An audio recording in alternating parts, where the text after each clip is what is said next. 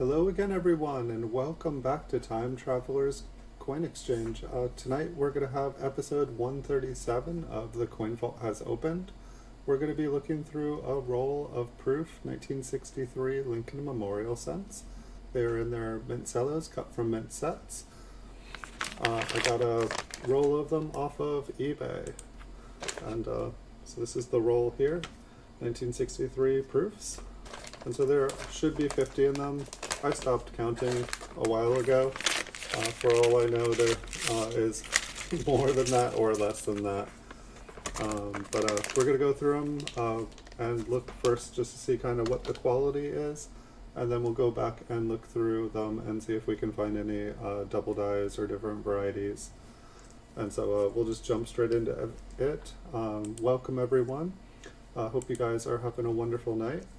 And we are finally out of business strike land. I know that I think it's been like the last 6 or 8 episodes were more modern business strikes. And so tonight I feel like we have a lot better chance of finding something cool because we had really good luck with proof memorials. And so I hope we can keep that going tonight. When I kind of went to do homework and stuff before, it had been so long since we went through these, I couldn't remember, wait, is this a good date? Is there anything cool in it? And there were a lot. There was like, I don't know, maybe like 30 different double dies. So my guess is we will find something in this roll. And I think 1963 as a date, I think we've only done like maybe 2 rolls on this channel. I think 61, 2, and 4, we have gone through lots of rolls. But this one always seemed to be the one that was a little bit harder to get. So I believe I have about 10 more rolls of 1960 proofs. And I just kind of stockpiled them while we were going through the business strikes. I've tried to get more in the last couple weeks, and I keep getting outbid.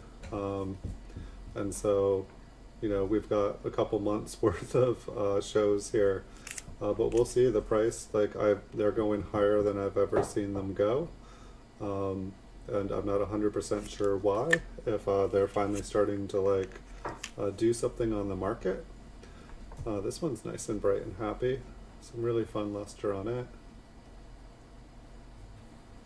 But I definitely enjoy going through these a lot. I've had a lot of fun looking at these rolls. And I do have some proof mint cello wheat rolls, or I think I only have 1.5 rolls. I think I have 1.5 rolls in 1958. So we can go through those once we finish going through the memorials. And so my estimation, it's probably going to take about 2 hours to go through these rolls tonight. So you guys feel free to get something, get some food, get something to make you happy. It's usually what I do when I'm watching other people's streams. And if you guys care about the quality, and if we do find anything fun in here, at the end I'll also zoom out so we can see kind of you know, what we found, and then kind of see what the quality of the coins is. But I always just like to look at them first, kind of see what we got. Some rolls are definitely better than others. Lincoln's got a spot on his head here. But I've got a lot of fun coins the last couple weeks. I've been buying really, really, really, really heavy on eBay and different auction houses, and I've gotten a lot of cool coins. If you guys follow my channel at all, I think I probably like posted like 300 coin videos in like the last 2 weeks. And just getting lots of varieties that I've never had. Lots and lots and lots of toned coins graded by PCGS.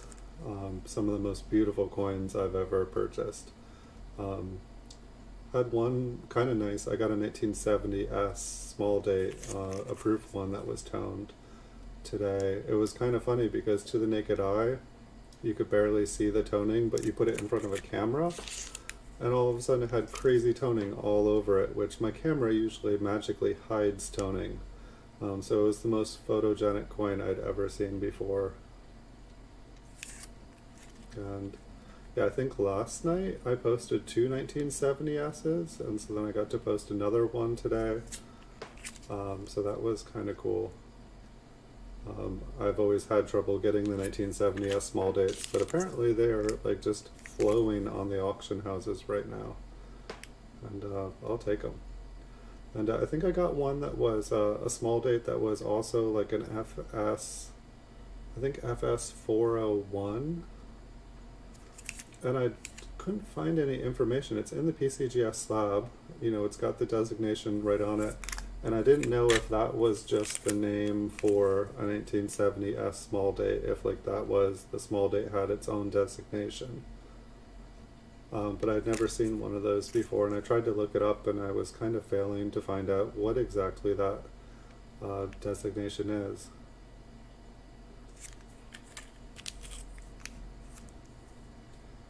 So some of these have little tiny little spots on them. Some of them are looking really nice.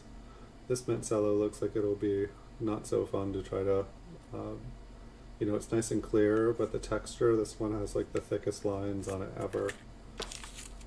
Oh, I think I might have a toned one here. Not this one, but the next one. I feel like I haven't been finding as many nice toned. One of the people that I purchased these from online, yeah, this one's kind of, it's almost kind of a pink pastel color. I'm not sure if it's, yeah, it looks, oh, the back's almost a little whiter.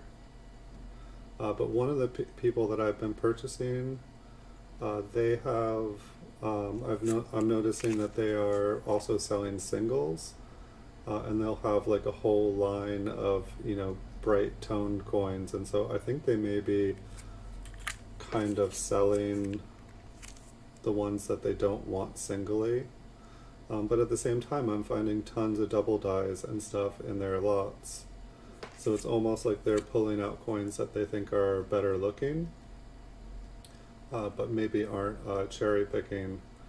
Maybe they're doing both. Time will tell. But as long as the double dies keep flowing, I'm going to keep on buying. This one's definitely got some spots. It seems like it's hard to see the one on his head, but I think you guys can see it.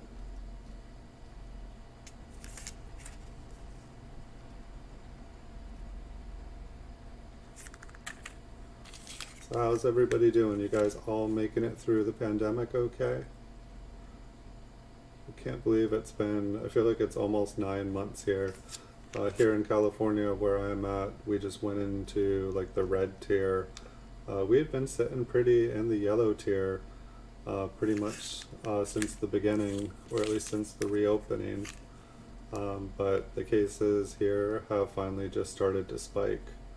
And so I think the county next to us just went straight from yellow to purple. And we went straight from yellow to red, just skipped orange altogether.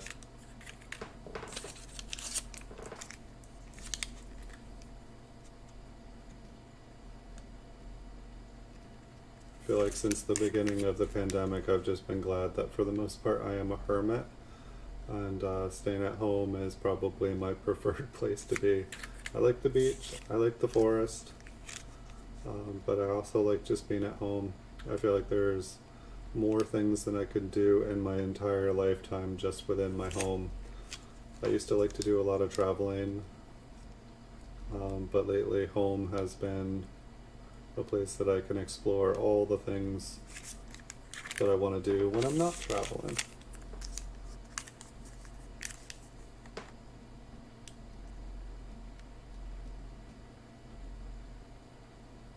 I think the marks, this one looks pretty nice. The marks on the cello kind of make it look like it's all scratched up, but I don't think it is.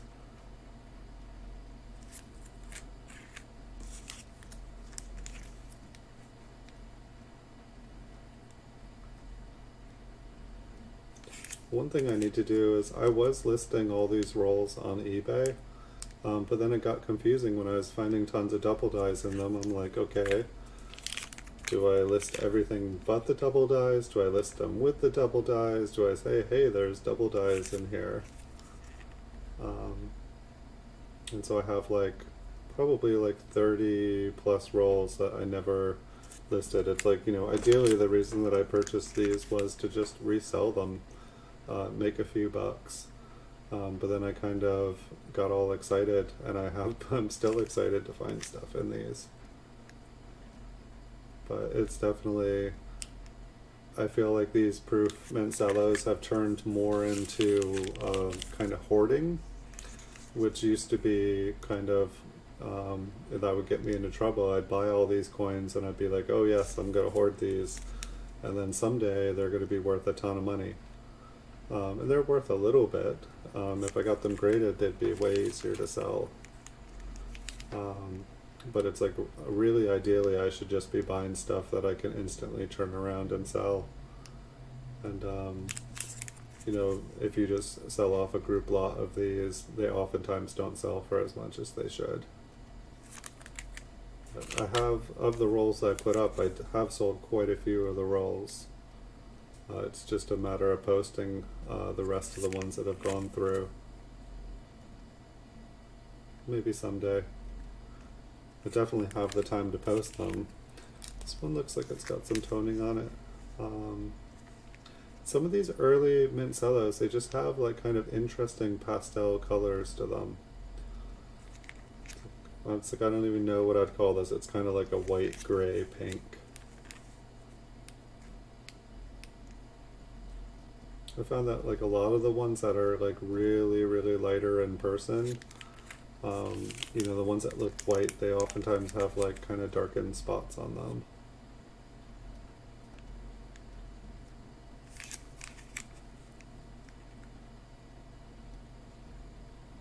I just find it interesting how many different shades of copper there are for these 1960s early proofs.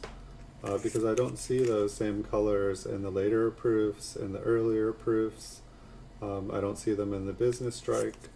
So it's almost like they were using their own, they were using like a different kind of metal alloy. Like, to me it feels like the composition must have been different, like something was different than it was in the late 50s and the late 60s. I feel like the special mint set coins, they kind of have a similar thing going on with them, but then once it switches over to San Francisco in like 1968, I feel like it goes back to kind of the composition that they were using back before the 60s.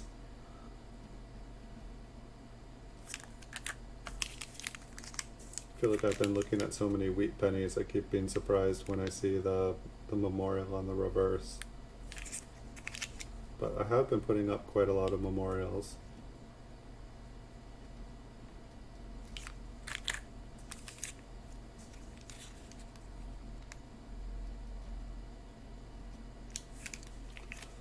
And so hopefully some of these are going to be double dies. Coffee break.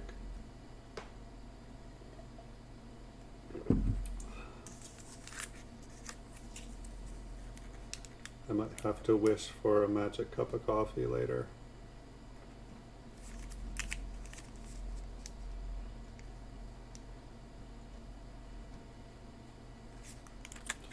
Anybody watching have any predictions how many double dies we'll find tonight?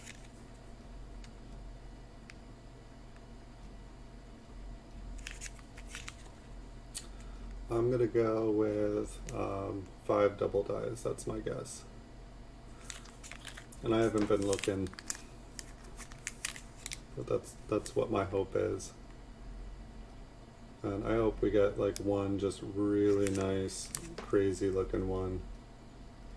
Preferably one that's one of the better known ones that's worth a lot of money too.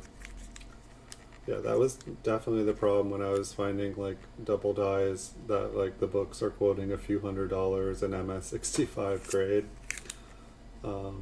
That's like, okay, wait, what do I do? I need to get some of them graded.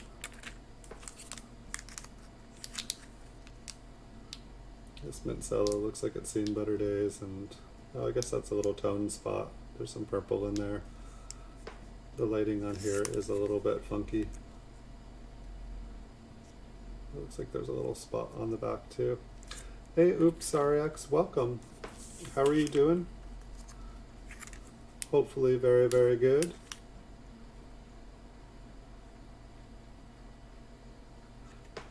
How many double dies do you think we're gonna find tonight?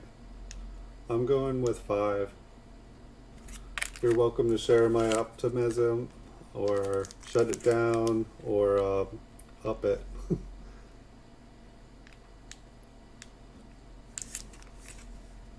But I feel like there are some good double dies in 1963.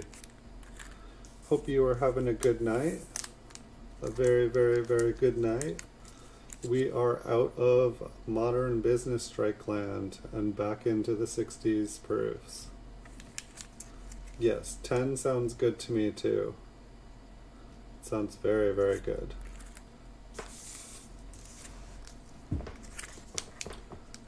So it seems like there was only like 2 mint cellos in here that seemed like they were kind of environmentally damaged. And then we've seen like 3 or 4 coins with like kind of some bigger spots on them. But most of these seem pretty decent. I feel like I've been pretty happy with the seller. I think I might still have the envelope, but I have like 10 packages here. I bought a bunch of them while we were going through the mint cellos and already had some. And so I don't even know, I should have kept track of what's what. Hey Stern, welcome. Yes, no, there seemed like there were 2, I went to like look and I was like, oh wow, there's a lot of really good double dies. This is going to be a longer stream tonight, making sure that we find them. It looks like there's double die, like doubled eyelids as well. So there's really a lot to look for tonight. But welcome, Stern. Good to see you. Alright, so that was the last one. You made it just in time.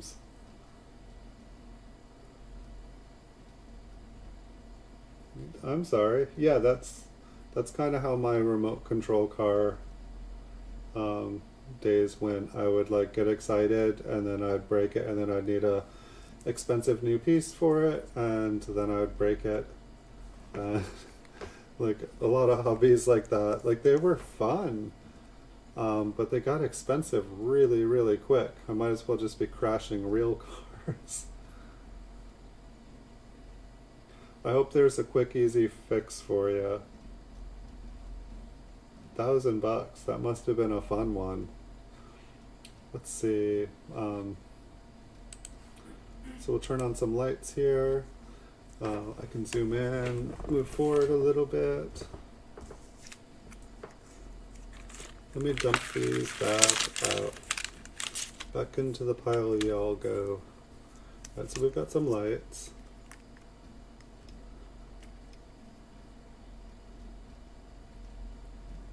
And I think we should probably kind of stay on here and we can zoom in if need be.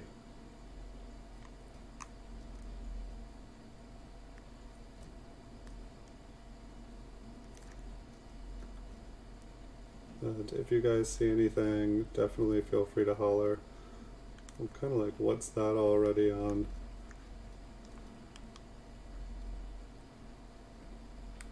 I'm gonna assume that's like a spot there. Maybe we should look.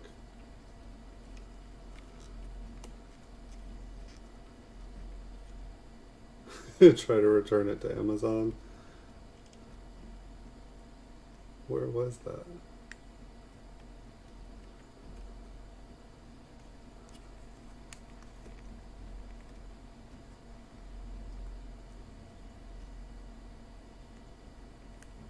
Well, that is definitely an option.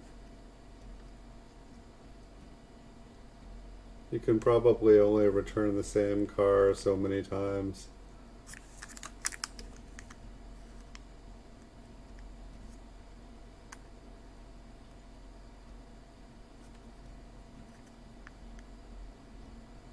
But I guess that could make the hobby a lot cheaper.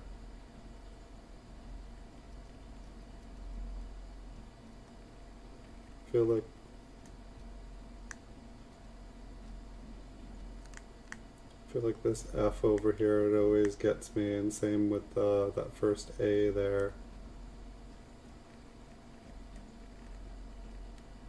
I'm gonna have to adjust. I've been looking at the business strikes for so long.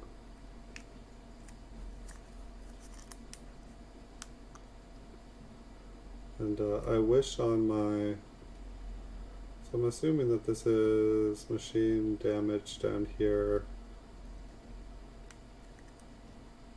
I feel like that's going to be a crucial thing tonight too, is how machine damaged these are.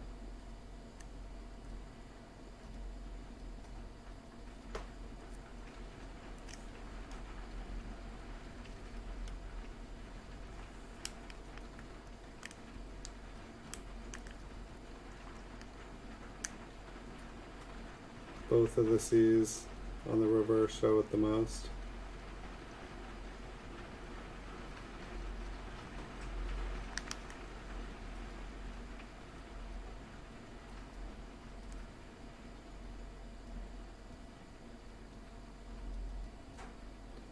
Yeah, I think that this one,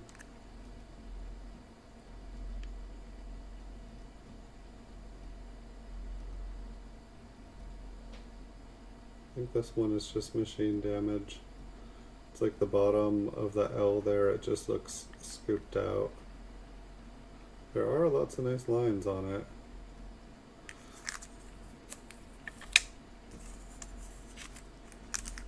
Wow, that was just the first one.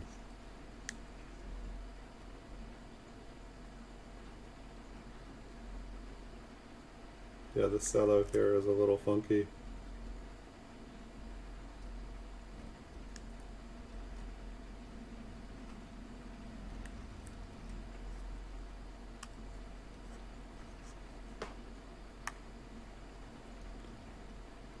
And I'd love to do the initials on the reverse. Is that the first hail of the year? Almost sounded like hail there for a second. I'd like to do the initials, but my camera really just does not focus well enough.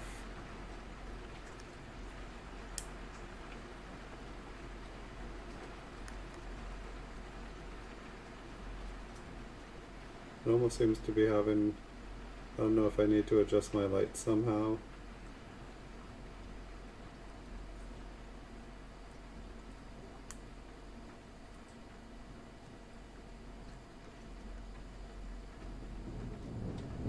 Oh, first thunderstorm. Maybe that was hail. Alright, so FYI, we got hail here and we got thunder. Wasn't expecting that here tonight. I think I saw a 30% chance of rain. So I might go, I might be gone at some point, and I apologize for that. But I'll keep rolling as long as I can. Excuse me. I was looking at the top of the L, but I don't think I saw anything. Here, I'll just look at both.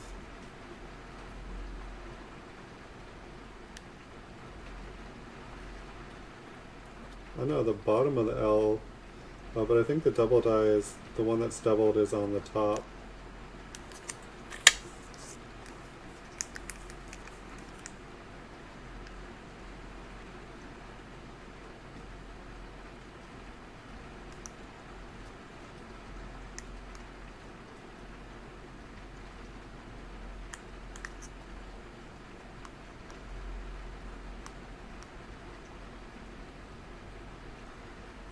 Yeah, the reverse on the other one did too. It just didn't, I feel like it looked right, but I felt like it didn't have the notches on it.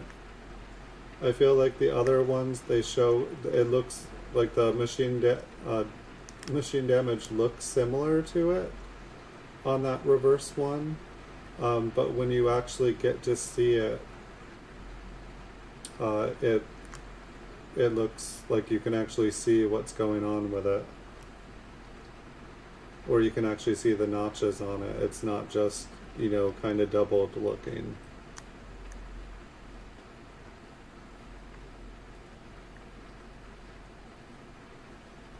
But I am definitely not perfect. I can be wrong. I tried to look at all the different ones beforehand, but I know you guys have the advantage too that you guys can be looking back and forth.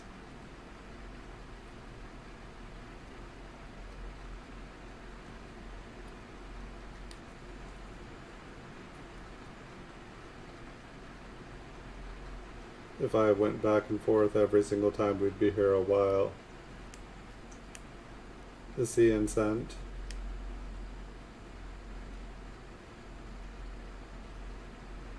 This one.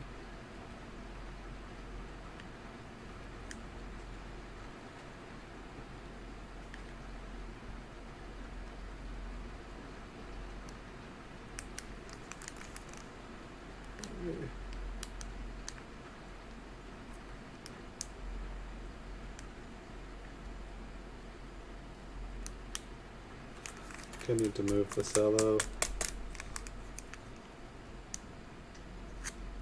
So I keep almost seeing it on all these letters. Hey Blue Sandy, welcome. Hello, hello. Welcome to tonight's stream. We are back in early 1960s Proofland.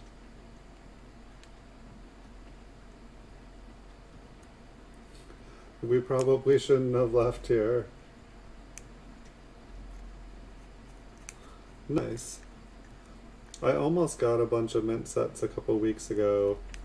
There was just like big lots of them. Well, that one almost looks like it's got 3.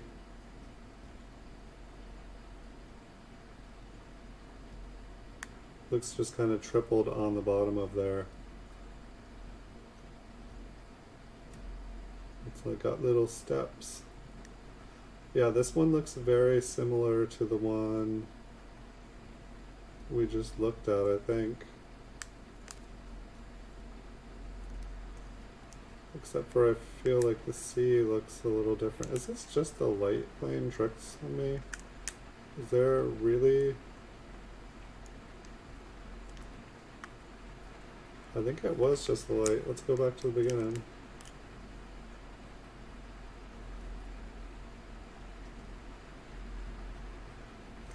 Well, maybe if I move this, now that we're not.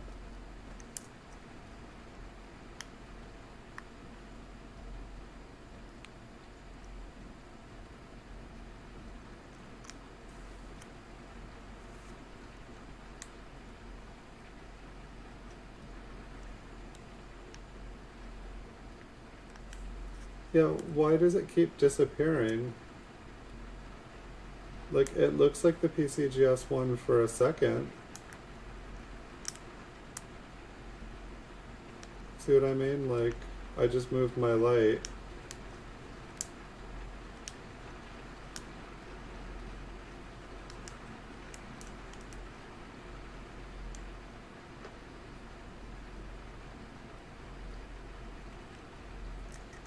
I'm confused now, because like I was seeing stuff, but then I was like, is this just my light?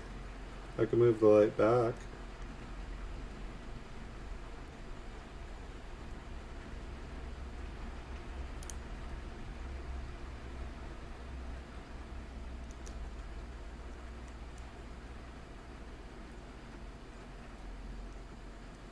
Do you still think so in this light here? I must just be getting rusty here. Yeah, maybe if I zoom back out, I'll just have a clearer, not so much glare. So I'm just getting overwhelmed by it. Maybe see if I can get the... Oh, that does look like it has a nice...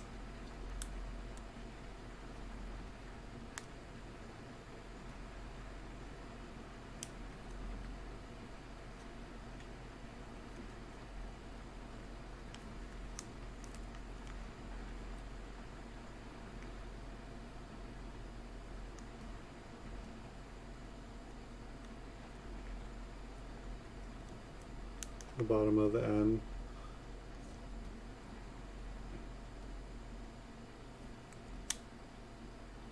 And so is this the same? I feel like that's like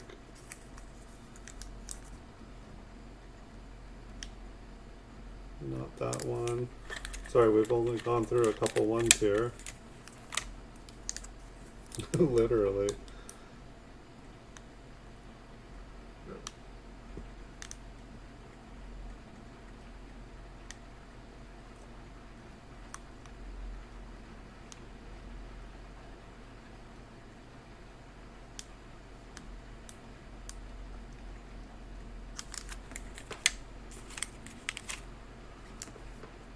Alright, we'll keep going.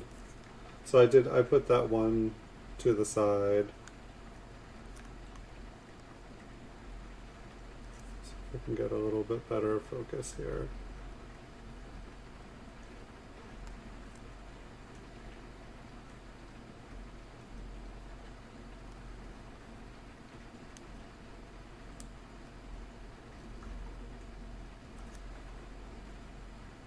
Yeah, I've been looking at business strikes too much, I guess.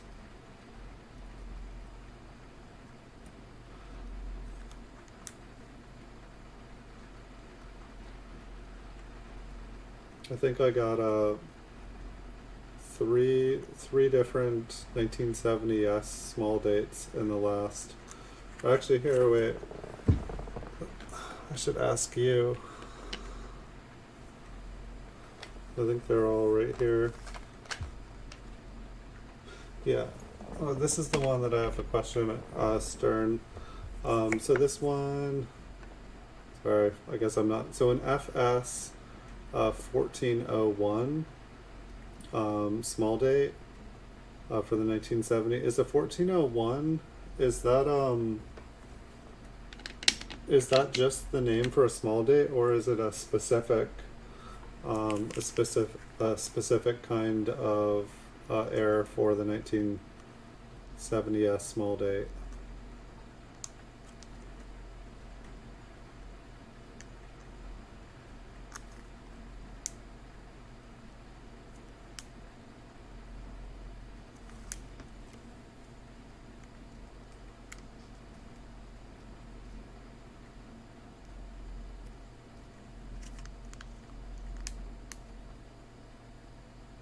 I think I've drank too much coffee tonight. Just trying to keep still.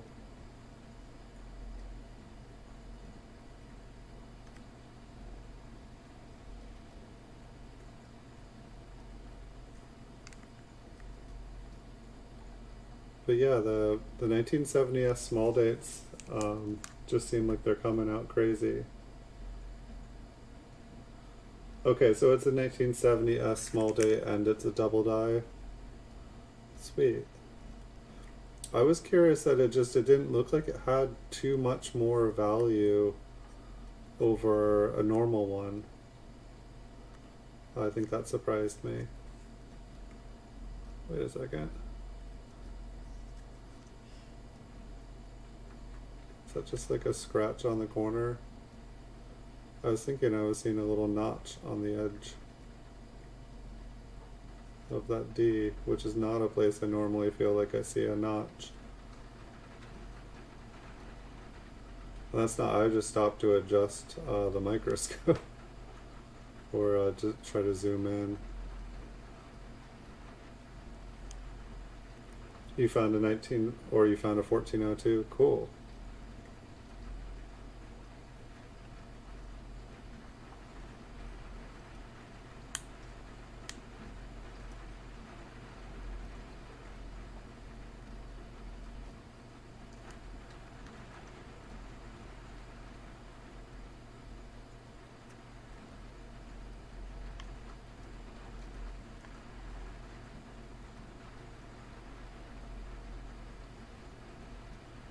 I want to say that that one part was just like, I'm not familiar with there being a notch on that one letter there.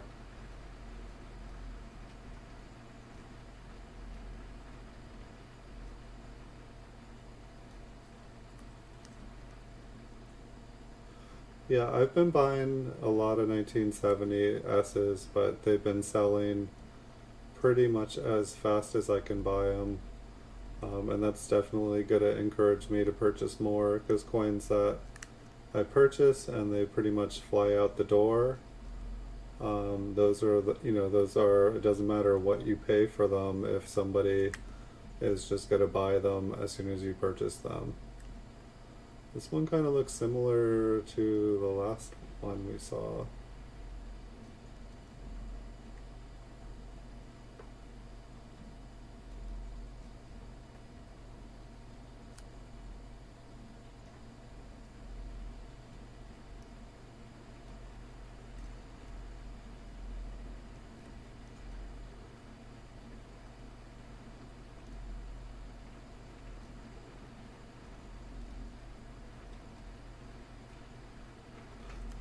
Yeah, technically it is true.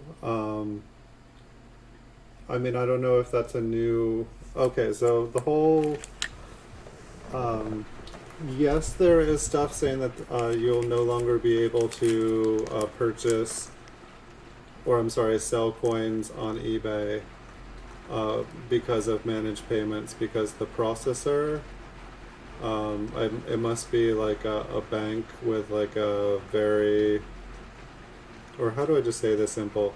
If you go into managed payments, you will not be able to do all those things, and yes, coins are included.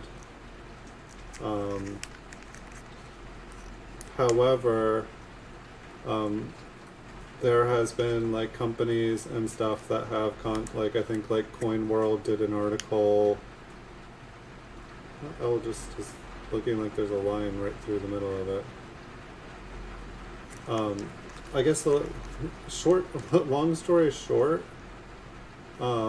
they've been asked about this, and eBay says anybody that is not. Gosh, why can't I say this? Because this was freaking me out for a little while. But basically, if you only sell, because everyone's being forced and funneled into managed payments. But if you primarily sell coins on your account, like that's what you sell, or like say like I only sell coins. I'm like basically like an eBay coin store. If you sell coins, you're not going to be forced into managed payments like everyone else is. And since they don't have a way, since the managed payment, the bank that does it all, yeah, we got some heavy hail. Since the, can you guys hear it? It's banging. But since, yeah, basically the bank won't process like coins and alcohol and adult stuff. And so they're going to have to. eBay basically just jumped into this thing and they're trying to push everyone into it. But they essentially, they said that they're not just going to abandon, the people in those categories. That sometime before everybody's forced into managed payments, they are going to figure out a solution for this. Whether they have, a second processor or if they allow them to just stay on PayPal. I mean, I don't even want to, go into managed payments, even if I could. I'm not allowed to go into managed payments because I sell coins. But what's going to be interesting.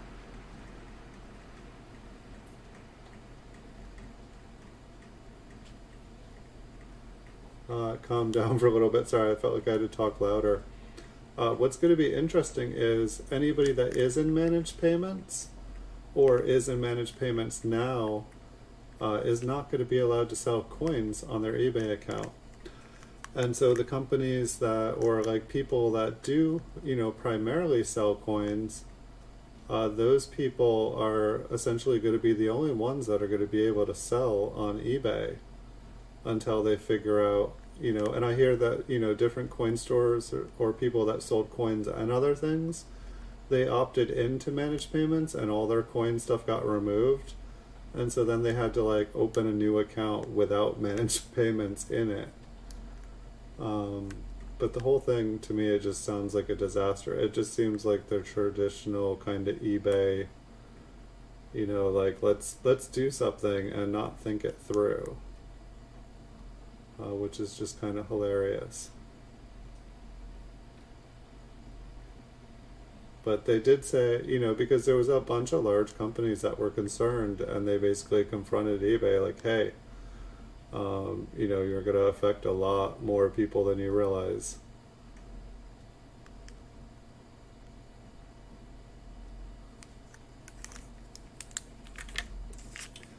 So I'm not worried about it.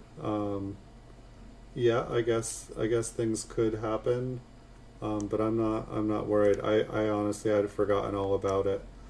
I found a couple nice articles and stuff that like kind of like relaxed me, because I wasn't finding any good information from anything that eBay was letting out. It was just more like, you know, it's putting fuel on the pandemic. This one shows through really nice. There's kind of an interesting line running in the 6. Almost looks a little bit thicker.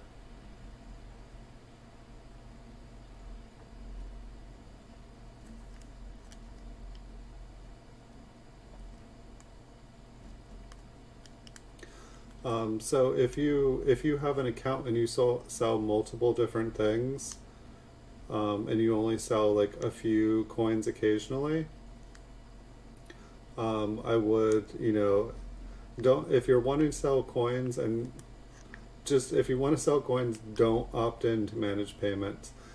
I think what eBay promised is that before they force everybody into managed payments, you know, that day when that finally comes, before that day comes, they've, you know, assured they've assured everybody that there will be a plan in place for those people who do sell coins, to have a way to check out, that they're not just gonna like bail on everyone, which is good news. You know, I guess like for eBay, I have a love-hate relationship with them. Like, I love eBay. eBay drives me crazy. It's kind of like a bad relationship.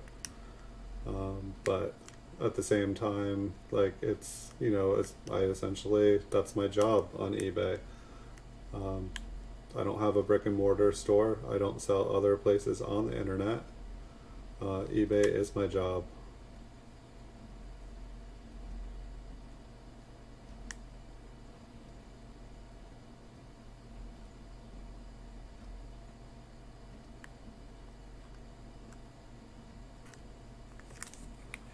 And so, yeah, that's my understanding, is that eBay is going to have a solution before anyone is forced in. And it's like people like me, I'm not even allowed to join. But I've definitely heard of people who did sell some coins, and they joined and they had all their listings taken down.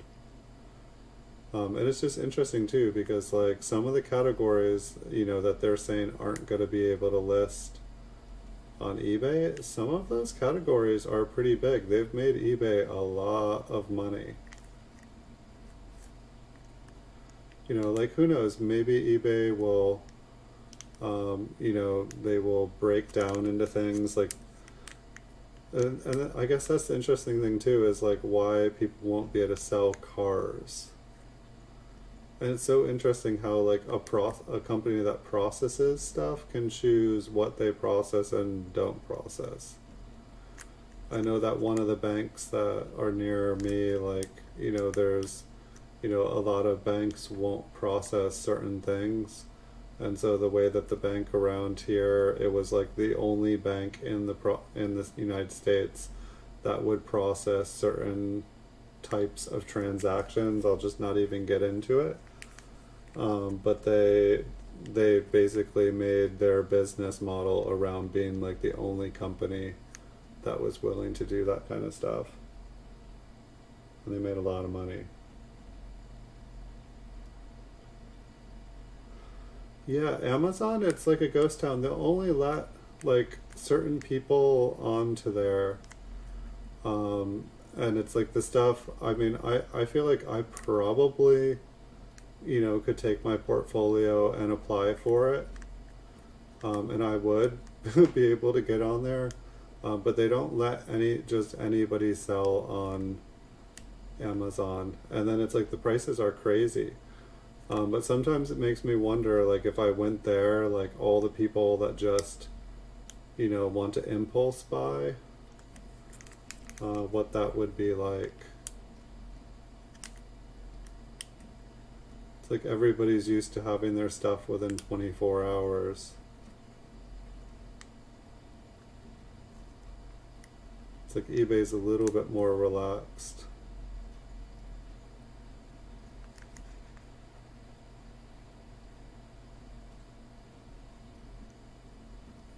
I feel like the light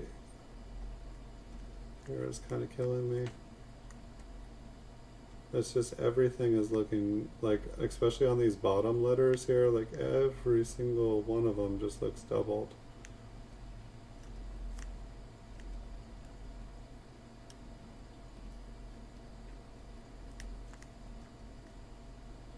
Yeah, sometimes I like go to Amazon just to look to see like have they caught up. And it's like my impression of Amazon is that they're kind of like eBay, but they want to buy and sell things that have endless inventory. While eBay is like, the reason eBay still exists is that they're more of like that unique odds and ends. And then you can find some stuff, you try to look for a camera or a computer, you're looking through 2 million listings, it's ridiculous.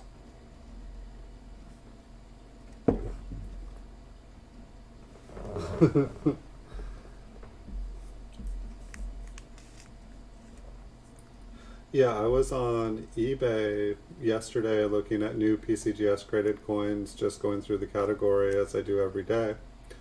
And like in between all the certified coins, there was like, Morgan silver dollars for $8 in the PCGS category. And they were like, front and back, looked exactly like a Morgan dollar or close enough anyway. And then instead of it, being engraved into the coin, the word copy, it was just clearly photoshopped in tiny little letters on the coin. But I guarantee and then it was like from China, of course. But I guarantee if those got delivered, that little copy thing was not actually on the coin.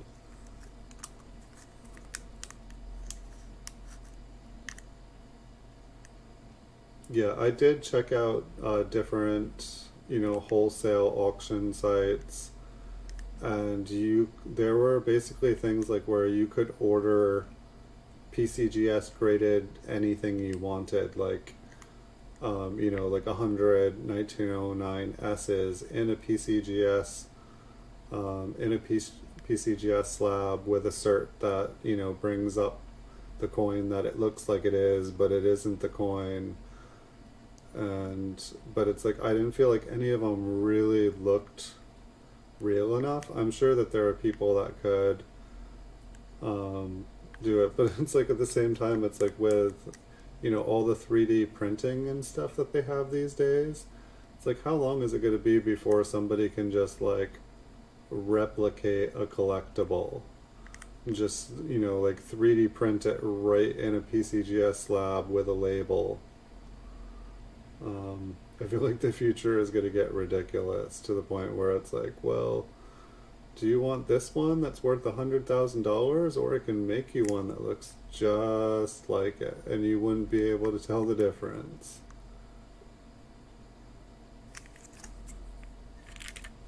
Hey, AAP's Variety Channel, welcome. Thank you. The MS67 that I put up today. That's only the second that's only the second 2009 bicentennial cent that I've gotten graded MS67. Like I definitely, like I've tried to win a couple of them and I lose out every time.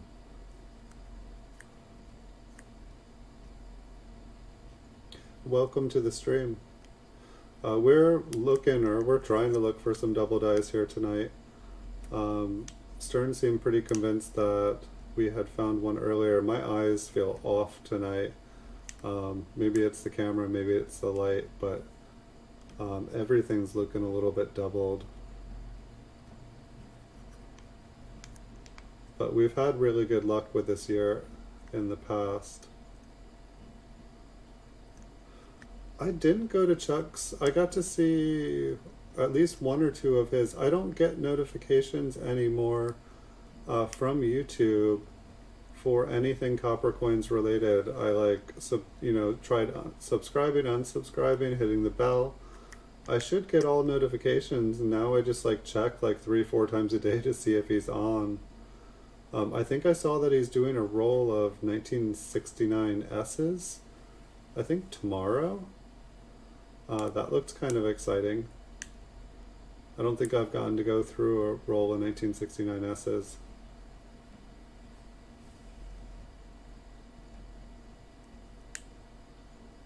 Oh, now that 6 there was looking interesting, but alright, so do we have machine damage up at the tops of these? Oh, this mint cello is not, I'll try adjusting here, but this mint cello is not looking too clear. Here, why don't I adjust the coin in the mint cello while I'm at it too? Let's see if we can get the camera clear. Yeah, that's a little better. Maybe too much. It's funny, it almost seems like the depth of the coin inside the mint cello is different from front to back. I'll try putting the light back up here.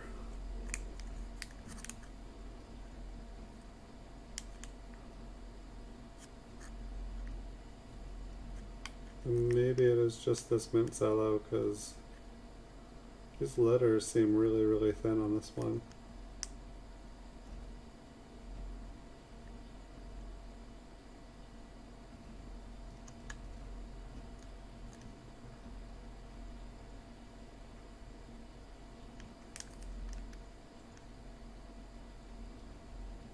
Yeah, his name sounds like a streaming channel. If so, what do you stream AAP?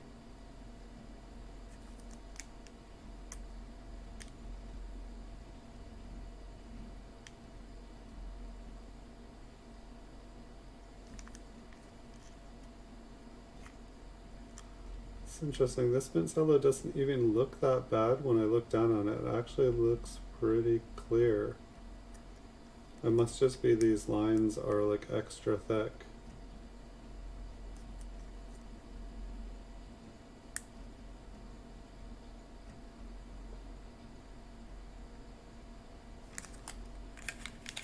Hey Prophet Monsters, welcome. Don't tell them all my name. They've been trying to get it out of me for years.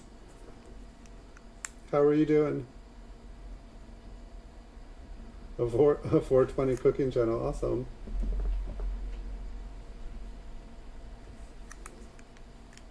Sounds like a tasty show. I'll come check out some of your recipes. Welcome, Prophet Monsters. I enjoyed watching your stream the other night. That was very helpful.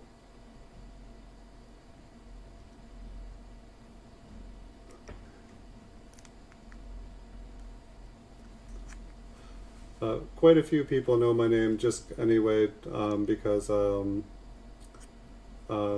my channel is totally linked to my eBay account, and so anybody that orders anything from my eBay store, so it's not like it's impossible for people to find my name.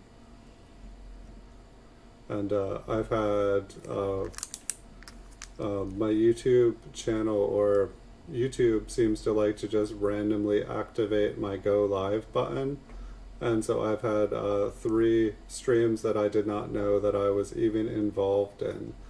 So for everybody out there watching, if you guys stream or have a camera, make sure that you know if it's on or off at all times, because YouTube can randomly just go live.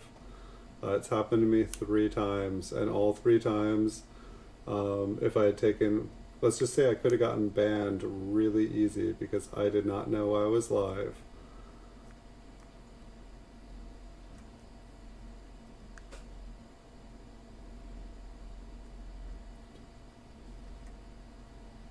It's like the first time it happened, I was taking a shower and all of a sudden I go live. Second time I was sleeping and it went live in the middle of the night. And then the third time I was watching a very copyrighted show very loudly, and that would have gotten me a copyright strike. But it's I definitely did not go live, and I checked my computer logs, and the go live did not come from me. There was no movement, no keystrokes, no nothing. So I think that YouTube just has some glitches that they need to work out, and I think they should probably do that. But what scares me the most is that glitch could get people banned.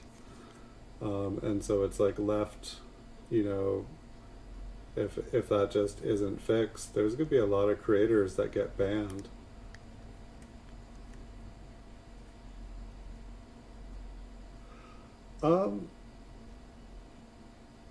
I actually did Twitch for probably like a year and a half for video games. I played some League of Legends and some Diablo 3. I think I did a little bit of Arena. Had a lot of fun, but I definitely did not get sponsored and stuff fast. And I still have I already made it to, what is it, like a Twitch affiliate? I already have that all set up. I got my hours in. I believe it stays with me. But it never got any bigger. And then while I was doing that, I had made a couple random, I had made a couple random videos of coins. And so while I'm, not doing so well on Twitch playing video games, and I was playing saturated games, but I loved them, so I played the ones I loved, which was half the mistake. But while I was doing that, I saw my, coin videos were getting like 10,000 views, and I was like, what? I was like, all right, I've been, putting off my business too much. I'm going to go take care of my business, and I'm going to make videos of like all my stuff. And so that's why I kind of like pivoted from Twitch to YouTube, because I guess one of the things I didn't like about Twitch, this mint cello is funny. One of the things I didn't like about Twitch was all your videos just kind of like poof, disappear. And I think that towards the end there, I think that they stayed longer because I had the affiliate, but I didn't like creating content, and I would download everything and put it on YouTube. 3 doubled. Just the light.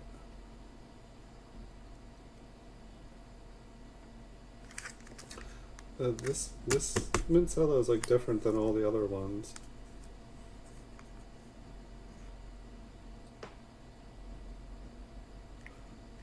But yeah, I've been hearing that people have been, let's try moving this one again. I've been hearing that people have been doing coin stuff on Twitch, and that was the other thing. There was like kind of like nobody doing coin stuff on Twitch. And I don't know if I could just, go on as a gaming channel, but when I was trying to do it, it's like, you're supposed to link to what game you're playing, so that you can get found. But I have been hearing of people doing Twitch. And I don't know, I feel like when I was on Twitch, I would have to wait 24 hours before I could show my content somewhere else. And I don't know if that is the same thing with YouTube. I feel like there are different creators that do cross-platform. Nice. And TikTok coin videos. Yeah, that's what we were talking about on Monster Profit stream the other night. They were recommending TikTok videos, and also possibly like the new YouTube Shorts, because of all the short videos that I do. But the YouTube algorithm hates me. Like literally, it's like I upload like 30 videos in like every day for like the last like week, and like it's like I'm getting like 0 to 1 views on half of them, and then eventually they get views. But I understand people don't have enough time to watch 100 2-minute long videos, especially when a bunch of them are pretty similar.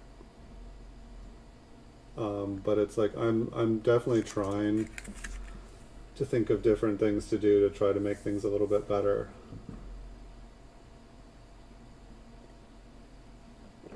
I have a bunch of like longer video ideas, but what's interesting is it feels like YouTube has put me in the penalty box. Like it's basically they're like, okay, you're not going to make the kind of videos we want you to make, that we will reward you for, and so we're not going to recommend your content to other people, and I get that. Top of that 3 look thick. I feel like I need to train my eyes again. No. It's like every date is so different. I just realized we haven't even found a doubled eyelid tonight. They're not my favorites, but I'll take a double die. Wow, this mint Cello is so much easier to look at. That last one I was just struggling.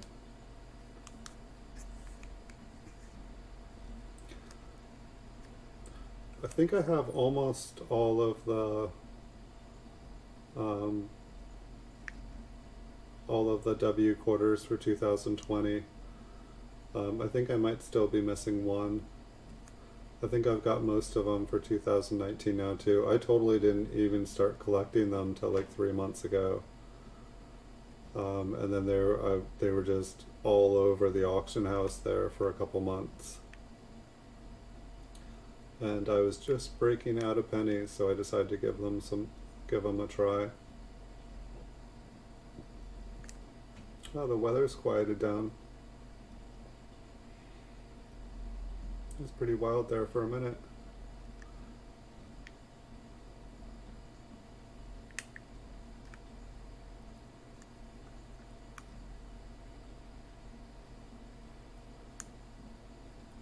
Yeah, I've been getting like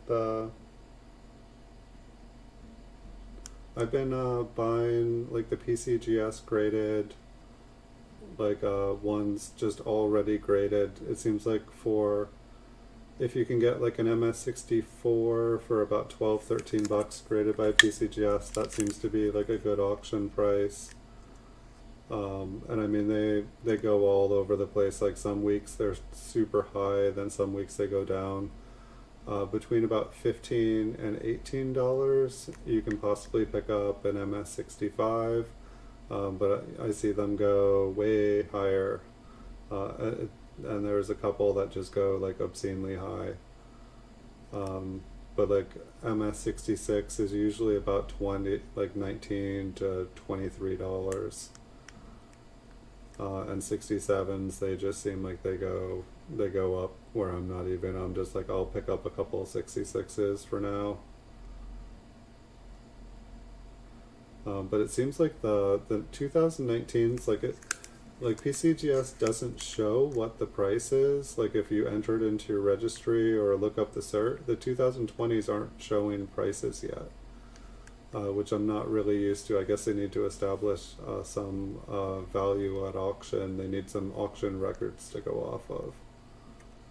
But the 2019s, it looks like most of them, I believe, are like 45, 50 bucks at least in MS65. It just seems like an example of one is worth like 50 bucks like right off the bat. So I feel like I've been trying to pick up more 2019s just because I have a clearer idea of what they're kind of like expected to go for. So I'm like checking out this R. I think I gotta turn it. It just kind of looks like it has like an extra leg.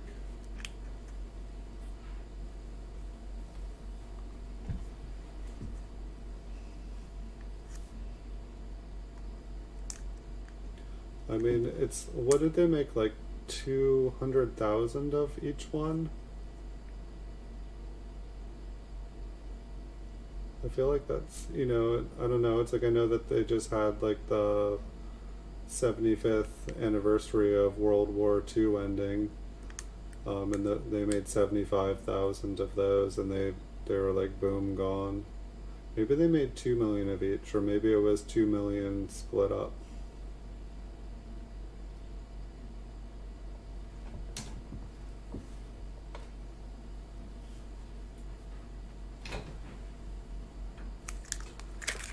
I've just seen double on all these.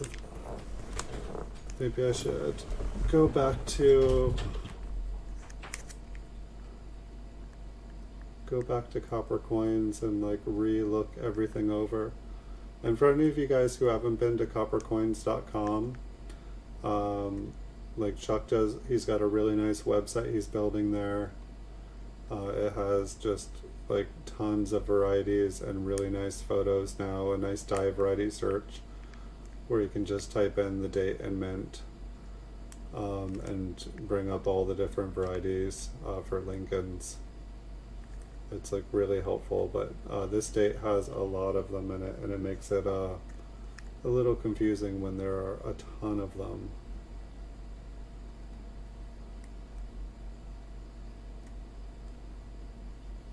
And Chuck also has he also has a YouTube channel called Copper Coins, and he does, you know, he'll look through original bank wrapped rolls of coins, and he just, you know, will be able to like pull out all of the really good coins. He really knows what he's doing. He's the author of Looking Through Lincoln Cents, which I would recommend the book.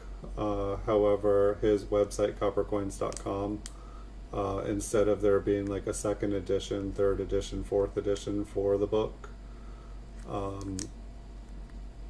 that's what his website is. Like, it's like, I think there's like, instead of a book having, you know, 100 pages of images, he's got like 50,000 photos on his website now, I think. He's been working really hard on that. And he's a fun guy, and he's got a very good voice for YouTube.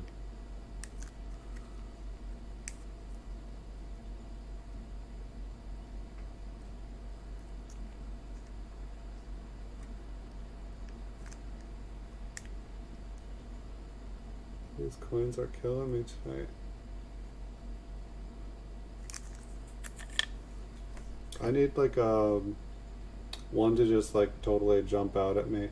I feel like that's one of the things that messes with me, is that I'll not be seeing what I'm looking for, and then I'll see all this machine damage, and I'll want to start to believe that some of that is, and then I just find a really nice variety, and then I'm like, okay, that's what I'm missing here. And then it's like, once I see what I'm looking for, then all the other stuff just kind of disappears. Oh, but that hasn't happened for me tonight. Not yet. I think we were hoping for, I think I originally was hoping to find 10 varieties tonight. Or I think I was originally 5, but I think Stern said let's go 10.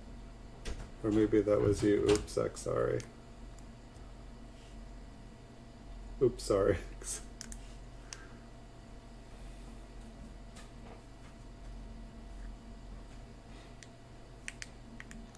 Oh, it'll be around. Yeah, check tomorrow. Check whenever you want. But nice guy, nice people there, very helpful.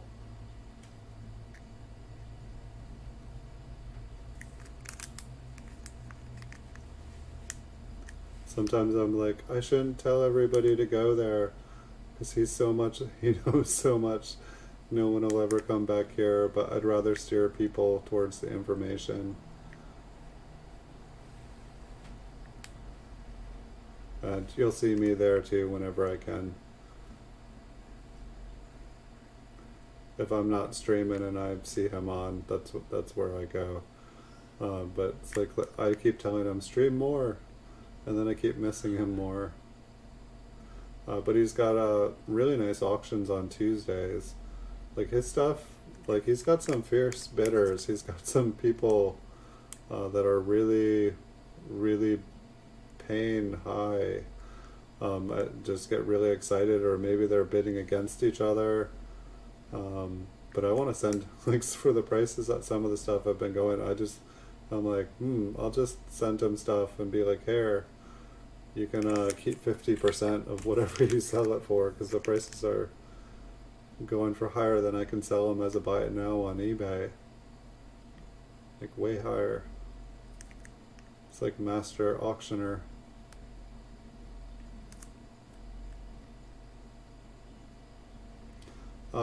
I think, what was that, Annex? Are they doing that again?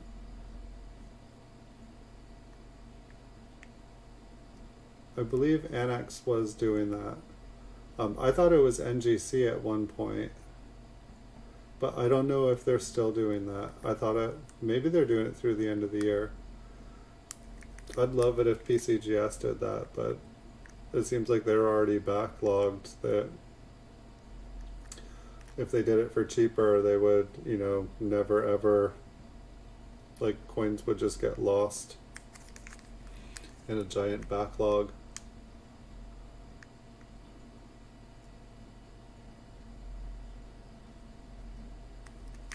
Hold on, I got a cough. Didn't really need to cough, but I feel like easier to talk now.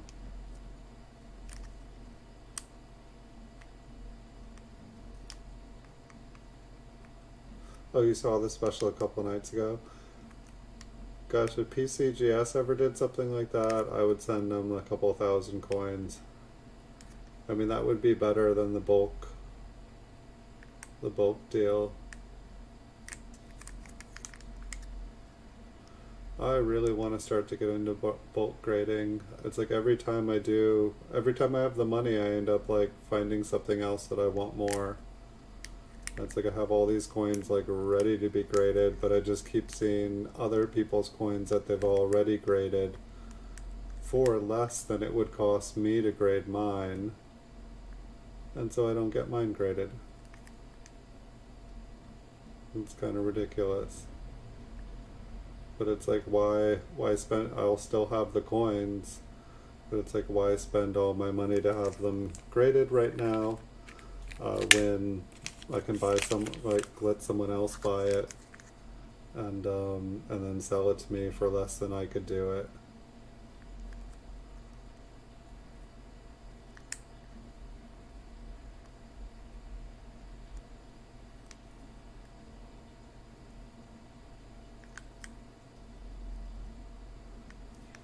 Gosh, it seems like it would be so much easier to cut these out of the mint Cello and then look at them. But what I like about this is that I'm able to pick the coins up, and I can essentially like touch the coins without touching them.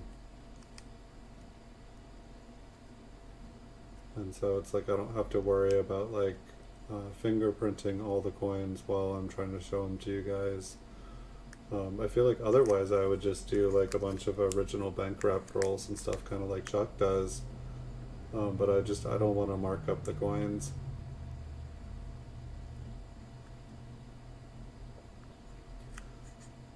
But then again, all the people that buy the coins that he touches, maybe he's not always, maybe he's wearing gloves for some of the stuff. But I just see all these, I see a ton of channels where everybody's just handling the coins with their raw hand, handling the coins with their raw hand. Yeah, maybe that's the way it's said.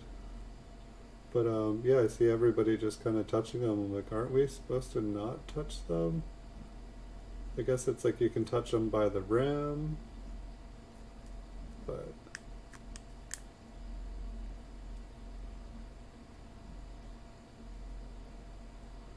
I kind of feel like I need more coffee.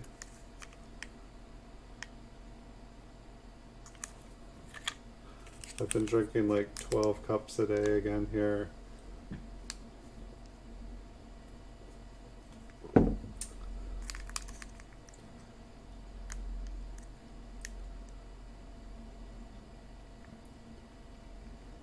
We need just a nice double die to jump out. I don't think I noticed how thick the letters on for the 1963 are. No doubled eyelids yet.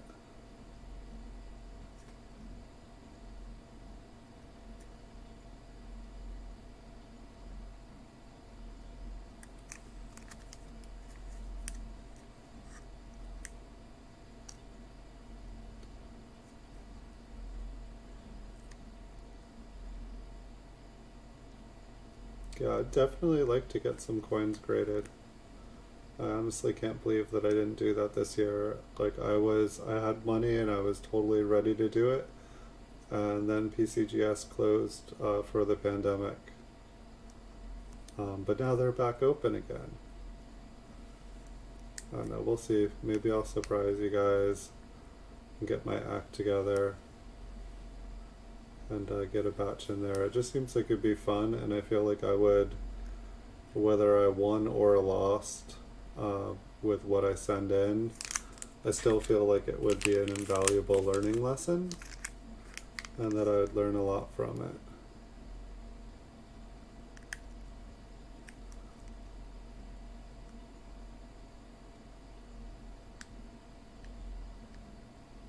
And hopefully I wouldn't lose a ton of money from it too.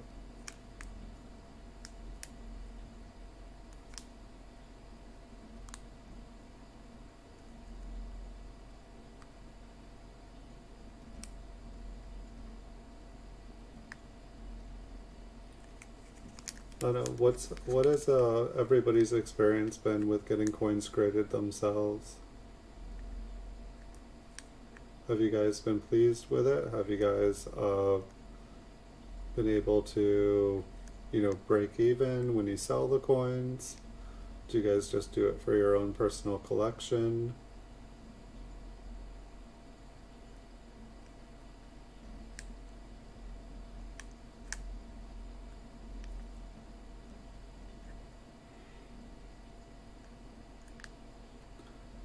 It's like for me, I have to be able to justify that I will be able to, if I if I took this coin here, which this isn't a good example, but if I went through some of these mint cellos and for a 1963, I feel like I would need to, if a proof 69 would pay for its, it would pay for a regular submission. Obviously you would have to turn it in with some other coins to not have to pay astronomical shipping fees for one coin.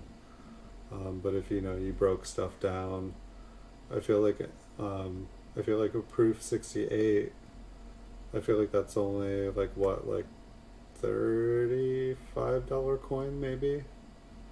I could check. I have like 100 graded proof 68s. But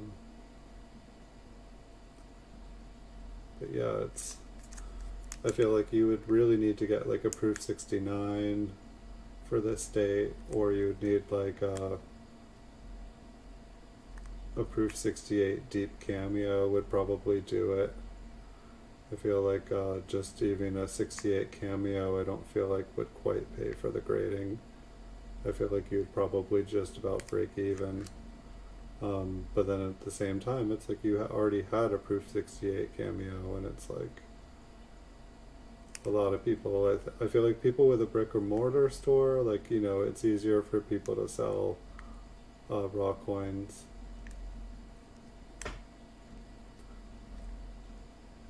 I feel like I used to sell raw coins for a while, but especially on eBay, it's kind of like, I feel like on eBay you can't even say what the grade is anymore. It's just you kind of say uncirculated or circulated.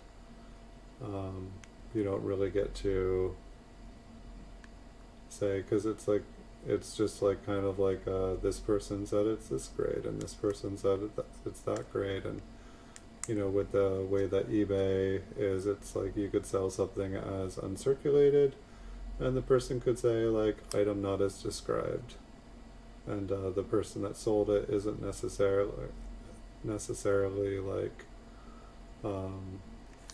an authorized, or it's, you know, there's, it's just, coin grading is kind of subjective. Like people can kind of like, everybody does it different, and that's where kind of a third party grading company kind of like really helps out. And that's where probably before eBay started doing that, probably some people were making a ton of money on eBay. Like, oh yes, I slabbed them all myself and they're all Proof 70s. Aren't they all lovely? Look at the book value for a Proof 70.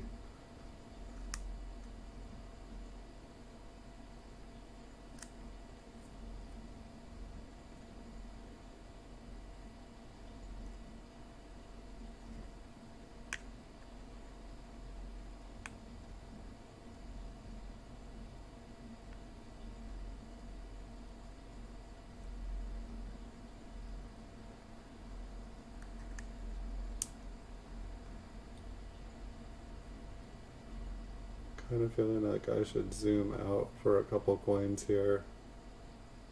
I feel like I'm just kind of going like in circles. But I know as soon as I zoom out, I'm going to be like, oh wait, what's going on with that coin? I want to see it up close. I'll do it for a few. I lift the coin up, or the microscope up. I just needed to unfocus a little.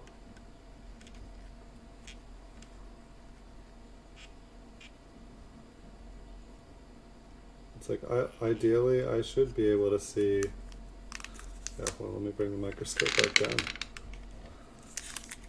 I should be able to see if something is doubled from here.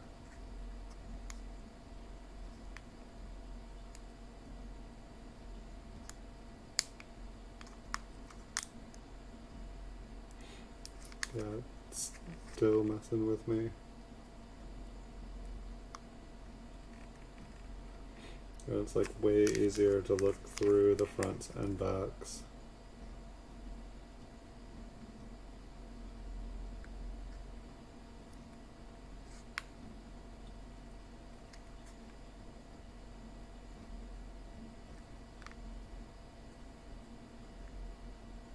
Maybe that's why everything starts to look double after I do it for a while, because literally I'm just like spinning an object around in a circle in front of me while concentrating on it.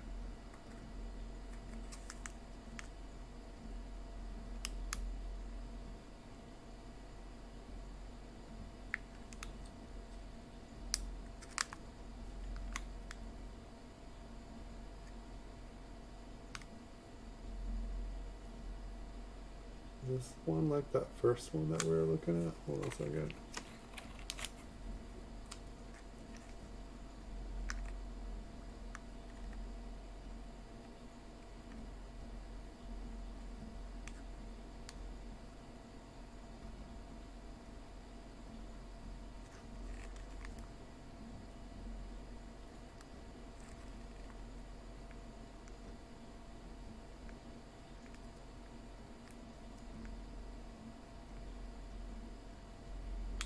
Interesting. Let's Trying to see if this one kind of looks like another one of those.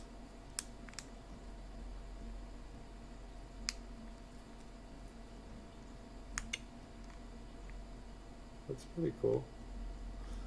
I'll have to check. Stern was saying that this was the good one.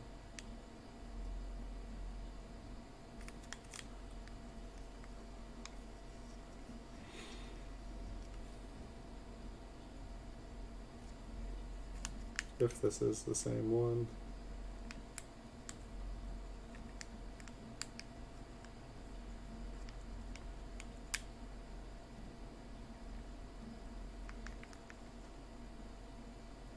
Looked similar when I was out.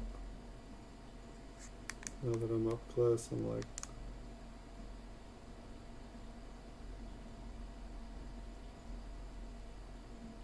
it just doesn't look as strong up close.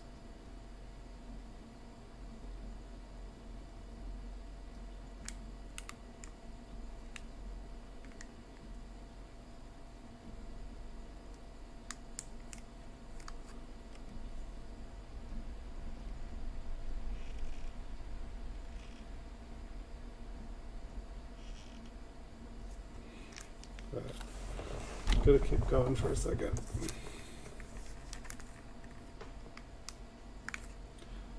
What did I do to my light? It's just been interesting. Like, I feel like every time I stream, my lighting is like a little bit different. And I don't know if it's just the batches of the coins. But yeah, the way that maybe this needs to be more straight.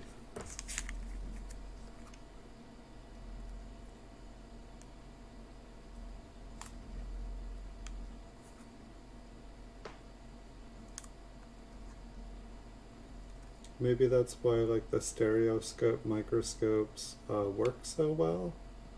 But I guess like you see how like you can see the light up at the top right corner of the screen. Like I feel like before, when I used to do this and I had the coin directly against the microscope, I wouldn't see that light. But now that light is like in the screen. See, like that. It's like I feel like this is basically how I used to have things set up.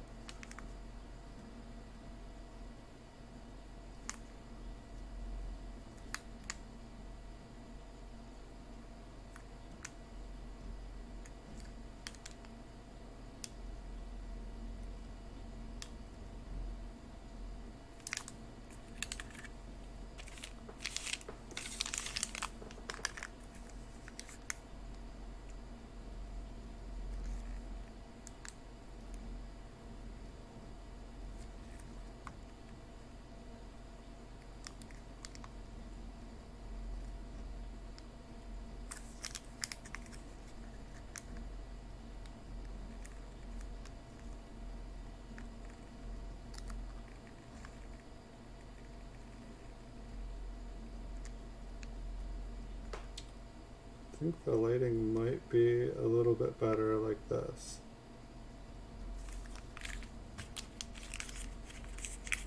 I feel like I got all quiet, but I was just trying to concentrate on getting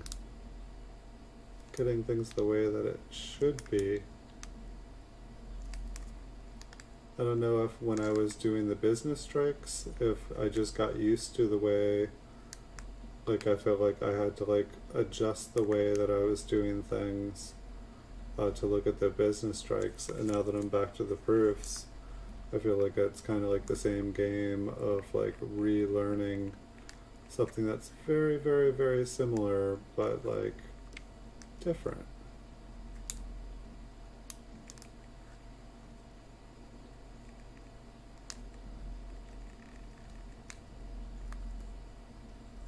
I almost feel like I could do, it almost feels like it is just as fast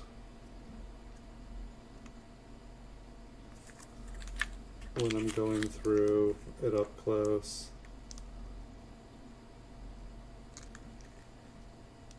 But for some reason I don't feel like I've ever really gotten dizzy. I feel like I see double But when we were doing it just a second ago, it was making me dizzy.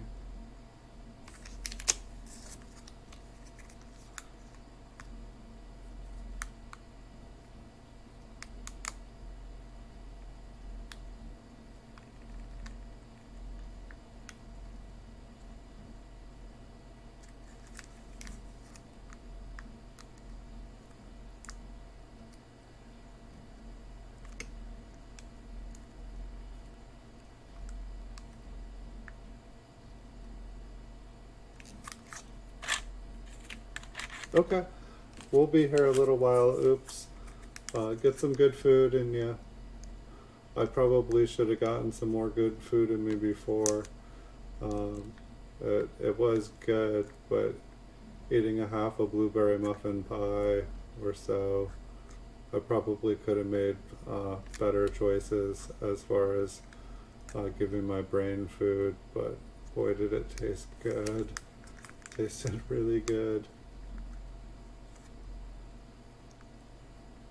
My compliments to the chef.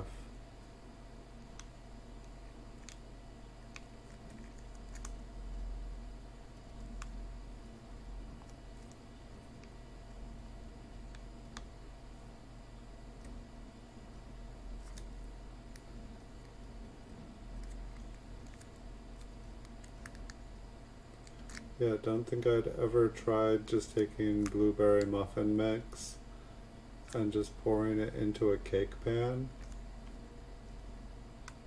I like blueberry muffins, but yum, it was so good.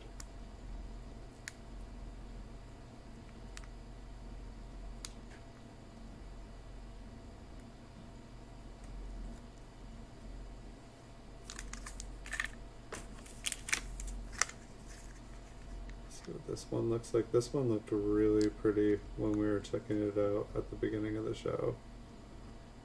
Like the luster on this one was just like crazy.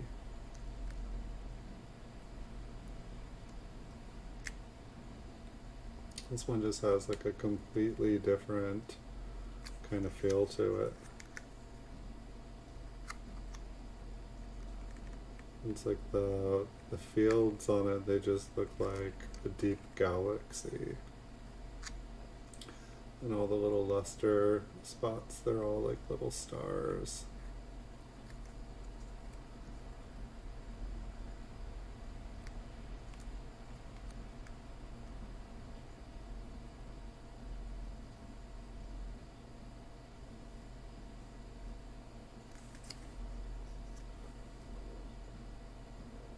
Yeah, the coin is really pretty.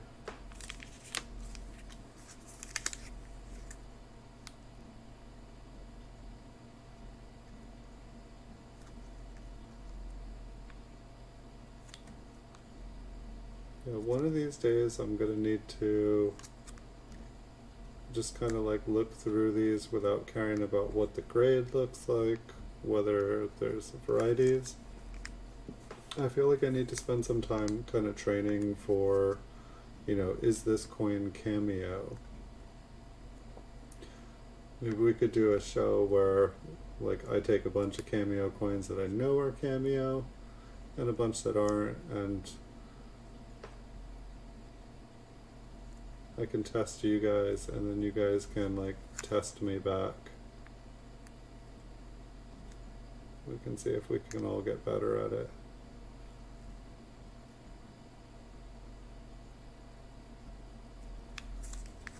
Flip this one upside down. I want to see the O from a different angle.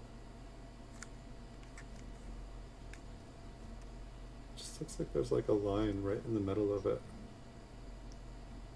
I can't tell if that is just the way that the light is hitting it.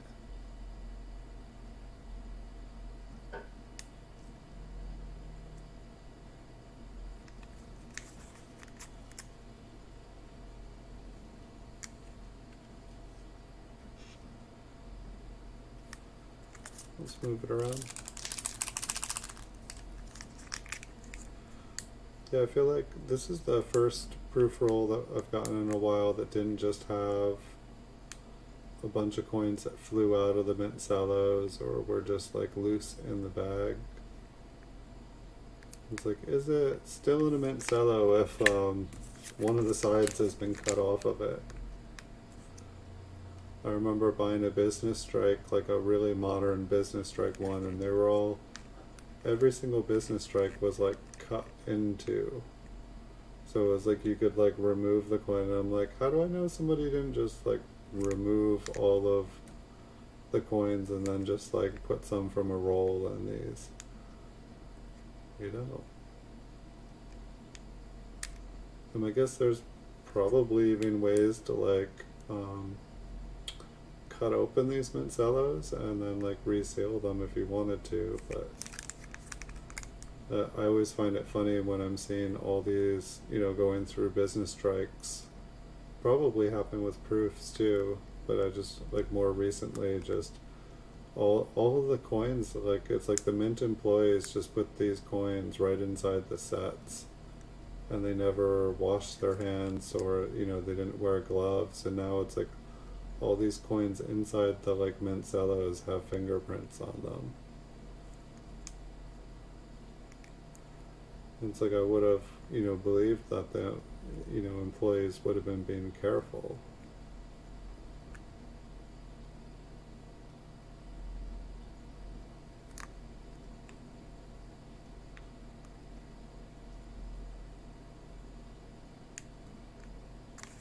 You would think.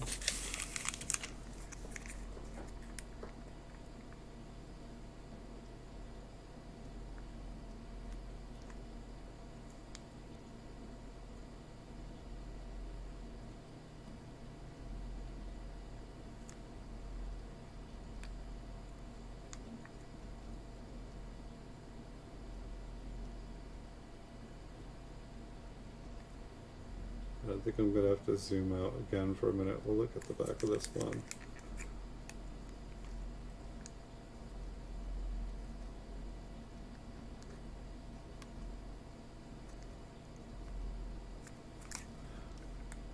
Yeah, I gotta zoom out. I don't think I've ever had it. It's like a new show. Hey everybody, watch me get dizzy as I stare into a microscope for 2 hours. It's a lot of fun. Hope you'll join me. I think I just need more coffee and I'd be fine. That's pretty much, that's my life motto here for the pandemic. I think I just need more coffee and I'll be fine. Sleep, food, no, just need more coffee, please.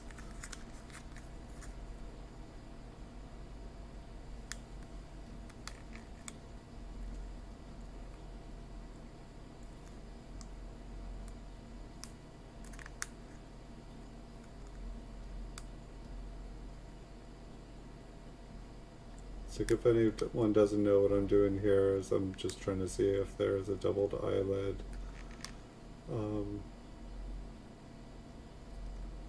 But was not seeing one.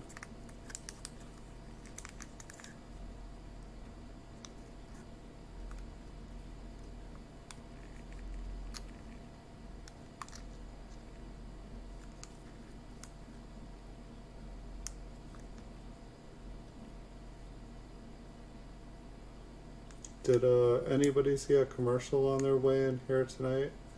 I'm just curious, mostly because I want to know like what they're advertising on my channel.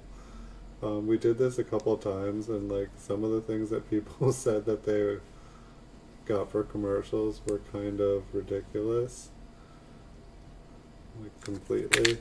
But it's like I don't know because I can't see, and I don't want to like, I don't know if I can get in trouble like trying to watch my own commercials, because if I try to watch my own commercials, then I want to imagine that it's like me, they're gonna say that I'm trying to like,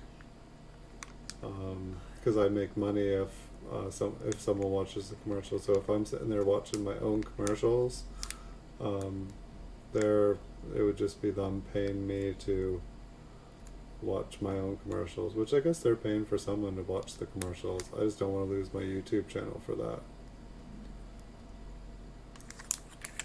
Oh, which was interesting because congratulations to Time Travelers Coin Exchange.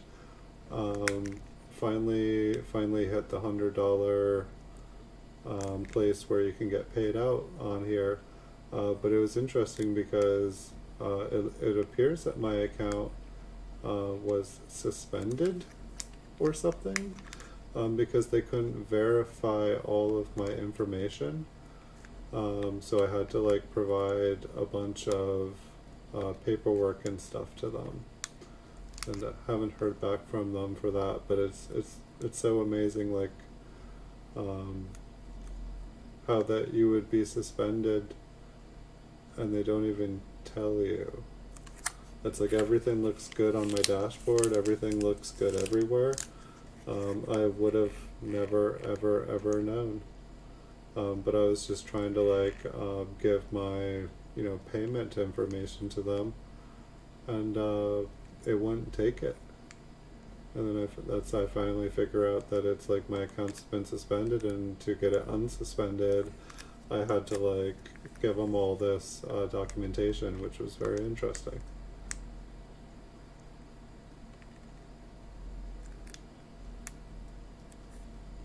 But I guess that is the milestone. So everyone that helped, everyone that watched, everyone that encouraged, thank you guys.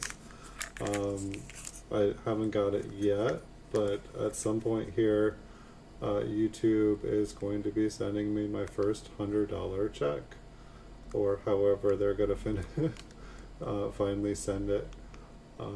Haven't quite worked out the details there yet. But thank you guys. Like, I think I've been monetized for like 3 months now. But it sounds like I'll actually be getting the first check here.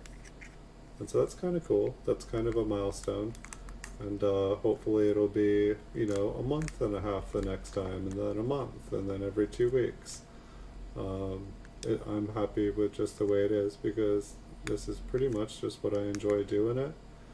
And if I didn't, I wouldn't be doing it. I would be on, I'd be out walking in the forest, or I'd be out at the beach, or I'd be on Twitch playing a video game, or, just doing something fun. Going from my phone, there's an idea.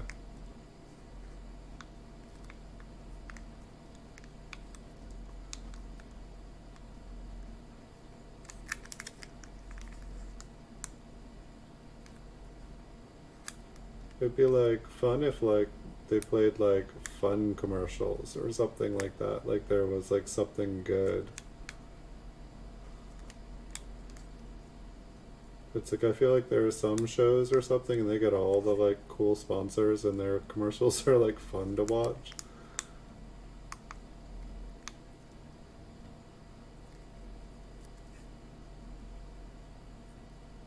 I can't remember what people were saying that I feel like it was like different medical treatment and different like surgery and like, I don't know, I'm like, I don't get it.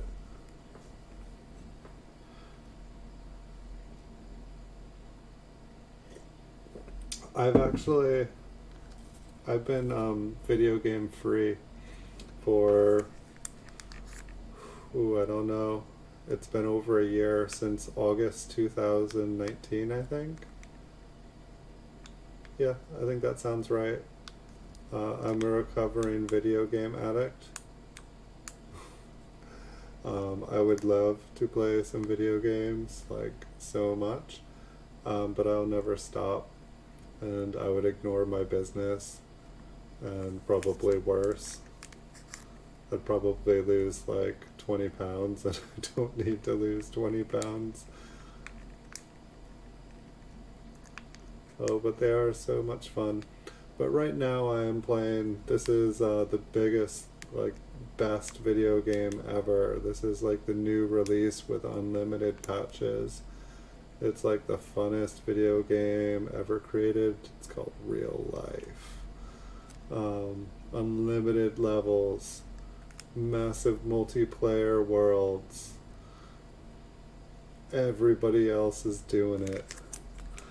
Yeah, no, it was, and that's the thing too, like I'm playing World of Warcraft and I'm like sitting in the auction house, taking over the auction house, and I'm at Diablo 3 and I'm in the auction house, taking over the auction house, and I'm like, you have an eBay business, shouldn't you be paying attention to that? Like, yeah, you're filling orders, but you're not posting stuff, you're not listing stuff. You know, you watched Mr. Beast and saw him give away $10,000 to Twitch streamers, and you know, like you thought, okay, that looks fun. Maybe if you streamed and you're good at playing games, like maybe if you did that, someone would come and give you $10,000 for playing. But hey, it never happened. So maybe I should like pay attention to the business. Forgot where I started there. But yeah, I definitely enjoyed Twitch, and I think there's a bunch of people that like were like, where'd that guy go? He played like non-stop. I think on like Diablo 3 I got to like I was in the top 10 for like, I think it was like gosh, I don't even remember now, season 16 maybe. But I was doing really good. Like League of Legends, that game was fun. I played Miss Fortune a lot. Got pretty good at that. Obviously didn't get good enough. But I really enjoyed it. Yeah, but there's probably a lot of people that are like, where did he go? He was always playing. I would do 20-hour streams when I was Twitch. I probably twitched more than I am now on 12 Cups of Coffee when I was on Twitch. And then I think that was the other thing too. It's like, you know, I like the platform and everything, but I feel like people would be like, you know, what do you do? I'm like, oh, I stream on Twitch. And like, if you don't play games, a lot of people don't know what Twitch is. Top 10 on the leaderboard in Diablo 3. I'm trying to think what was, I can't remember, Demon Hunter. And I was Demon Hunter and something else. I got the top 10. For COD, you were top 2. Awesome. That is some playing there. Yeah, I got okay at COD, but I feel like first person's never been my strength. Like there was definitely like a huge learning curve for me with games like that. I really have to just die like 10,000 times before I get it, and then I get a little bit better, then repeat and rinse and repeat, and I feel like by the time I would be like good, everybody else would have already like played the game and moved on to the next one.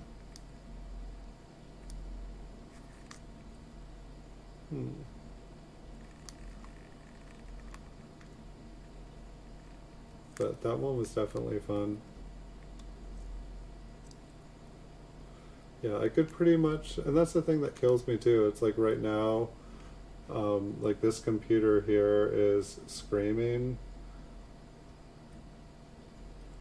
Like I could play any video game I want on this computer, and it would be awesome. Before I got this computer, I thought it was my internet connection, and then after getting this computer, I realized what I always blamed my internet for. It was really just my computer was not good enough.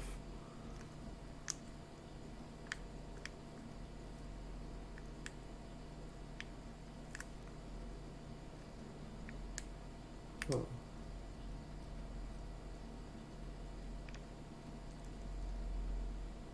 I think this is just machine damage, like really, really heavy machine damage. For some reason these ones really don't want to let me focus on them.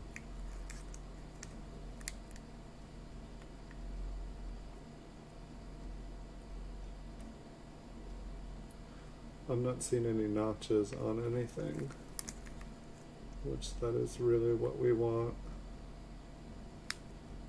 More than things looking a little bit doubled. I want just like a clear notch to say we are. Yeah, so I'm basically like, I'm in video game rehab right now, because I could so easily, you know, it's like, you say you can just play a little, oh, I'll just play a game, I'll just play two, and the next thing you know, it's like you've been playing for hours and hours and hours, and just loving it. But it's like right now I'm just trying really hard to keep focused on the business, because it has just been like, it's pretty much just going straight up. If I can continue this for another couple of years, I will probably be able to retire. I don't know. And then I can play video games and do fun things all the time, without having to worry about where the next mortgage payment's going to come from or whatnot.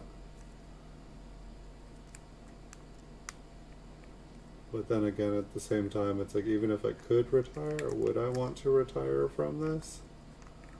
I don't know. I guess I'll have to figure that out.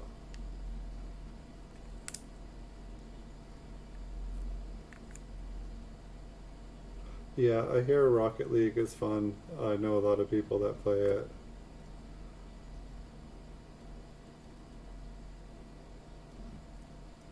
Yeah, there's like so many fun games out there. It's funny though, it's like the games that I keep missing are like kind of the old school, and I know that like old games have gone retro. But it's just, you know, I keep seeing like this game or that game that I used to play when I was younger. And those are the ones that for some reason really make me want to play again. And it's like, also it just seems like they're more innocent. Like it's like come on, I'm just like a 32-bit system, like I can't hurt anybody. You can say no.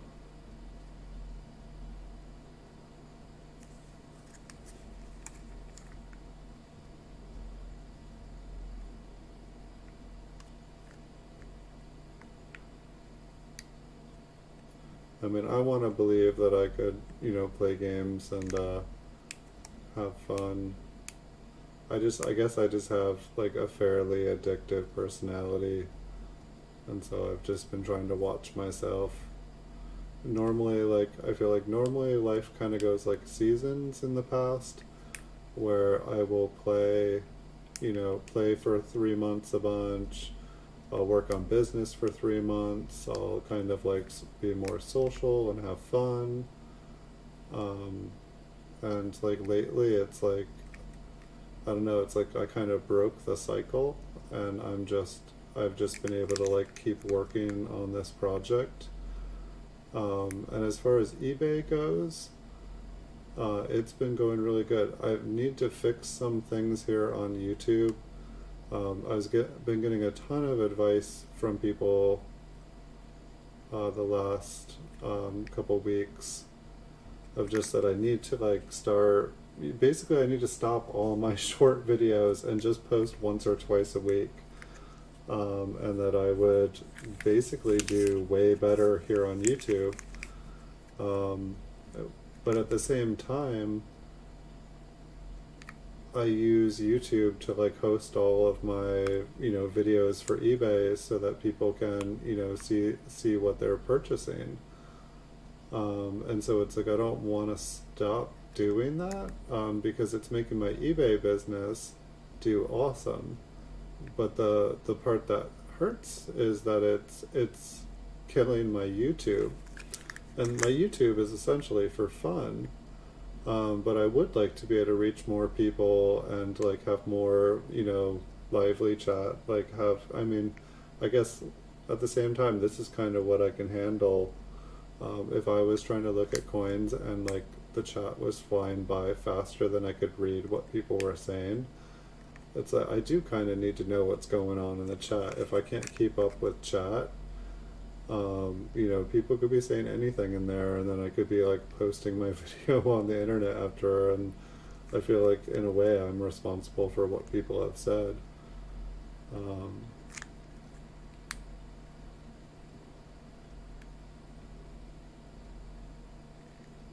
but yeah, it's just this interesting catch-22 where like what I'm doing is perfect for my eBay business. But what is perfect for my eBay business is kind of hurting my YouTube channel. Like if I want it to grow, but right now I'm basically just getting thrown in the penalty box by YouTube because they don't like me posting so much.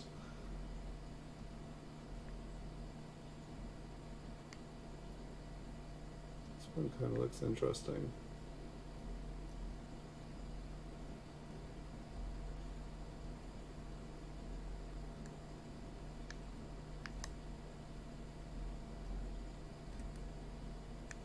Yeah, I hear that. I hear that the Rocket League is fun. I should play.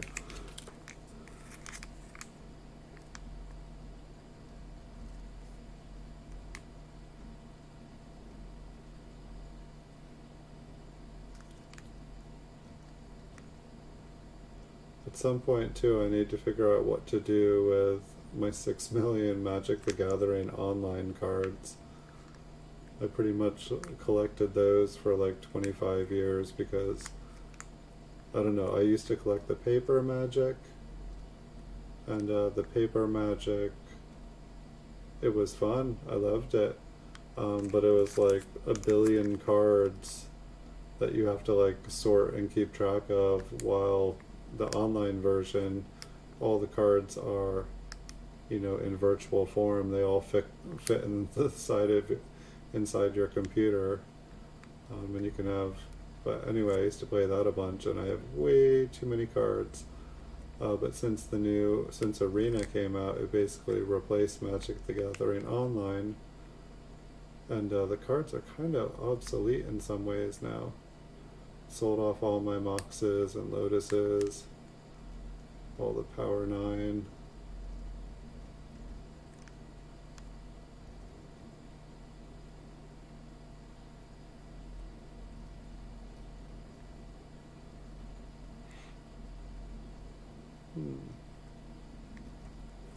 There's quite a few of these with like the machine doubling.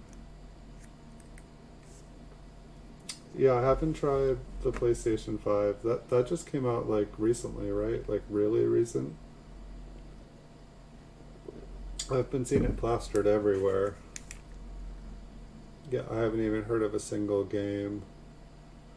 I think some of my friends were talking about a game. I don't even know what system. I'm guessing it's PC. I think it was called like Norway or something. I just saw like a screenshot of it. But it looked fun. I have no idea anything about it. I like games that kind of go really in depth and you just kind of get lost in them.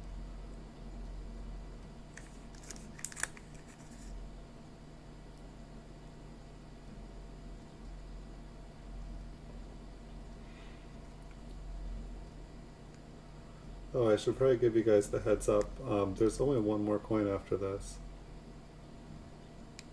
Apologize. Normally I try to let you guys know when there is like, you know, maybe like 10 left, or like give you guys, hey, we're halfway through. I think I was like struggling with the lighting there for a little bit and just trying to like kind of finding the flow here.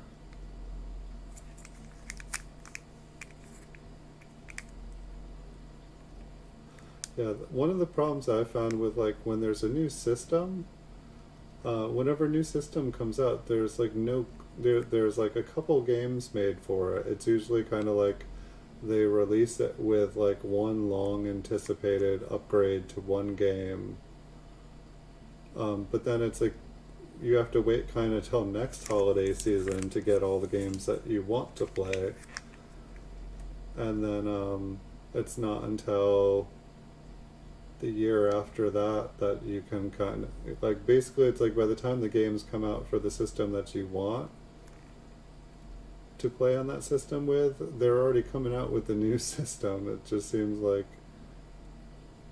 I don't know, it seems ridiculous.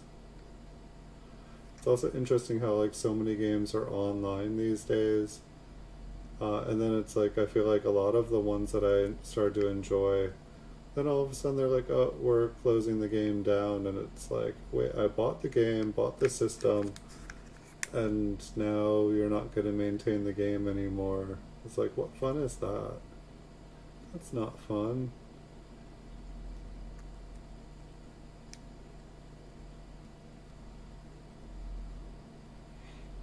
I guess that's why some of the old games are kind of cool. It's like, especially since you don't, like, say if you had a Nintendo, you don't need internet.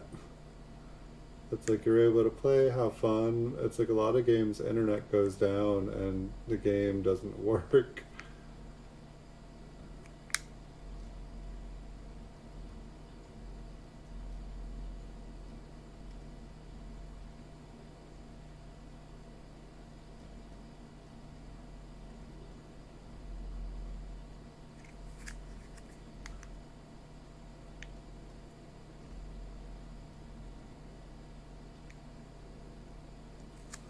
So I think there was one in here that Stern was saying he was excited about.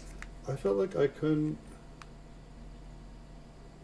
didn't feel sure about it. I put two others there over with it.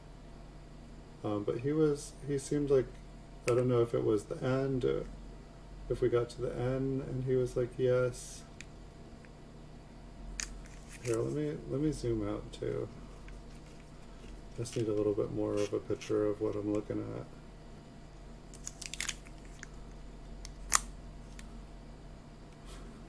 I went too far.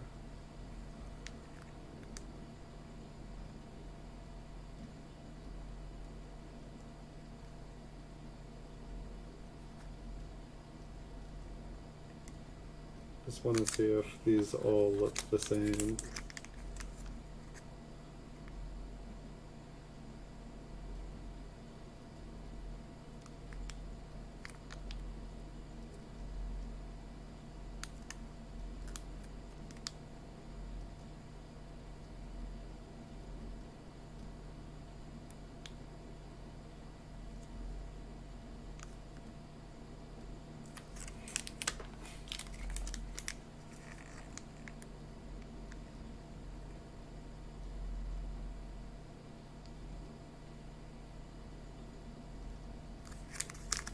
Move this one in the Cello.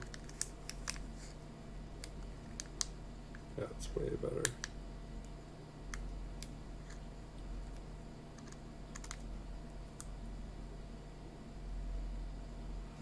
You don't see it. Yeah, I'm not really. I mean, it's like basically.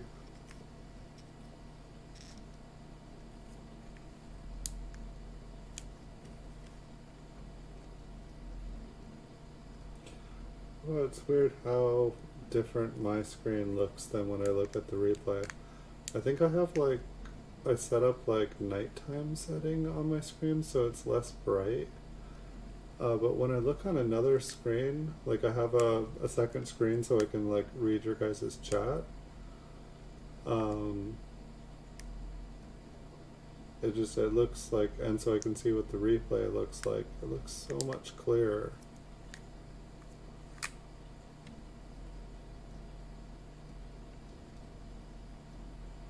Sometimes I think you guys can see better than I can.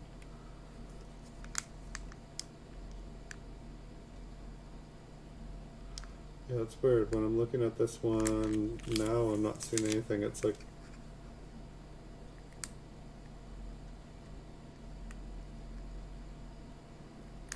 it all just vanished.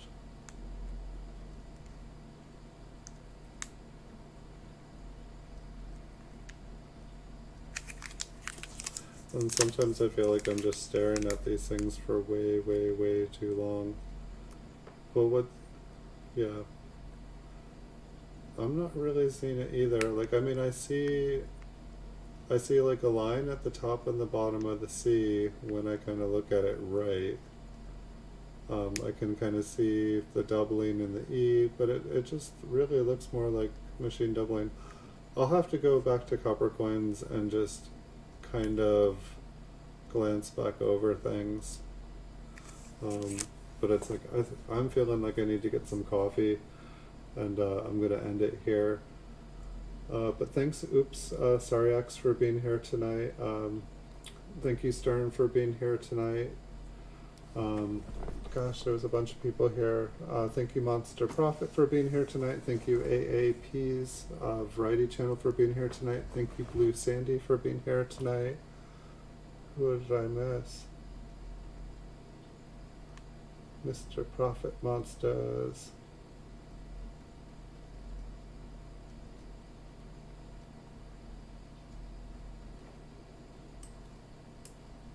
Let me make sure I didn't forget anybody.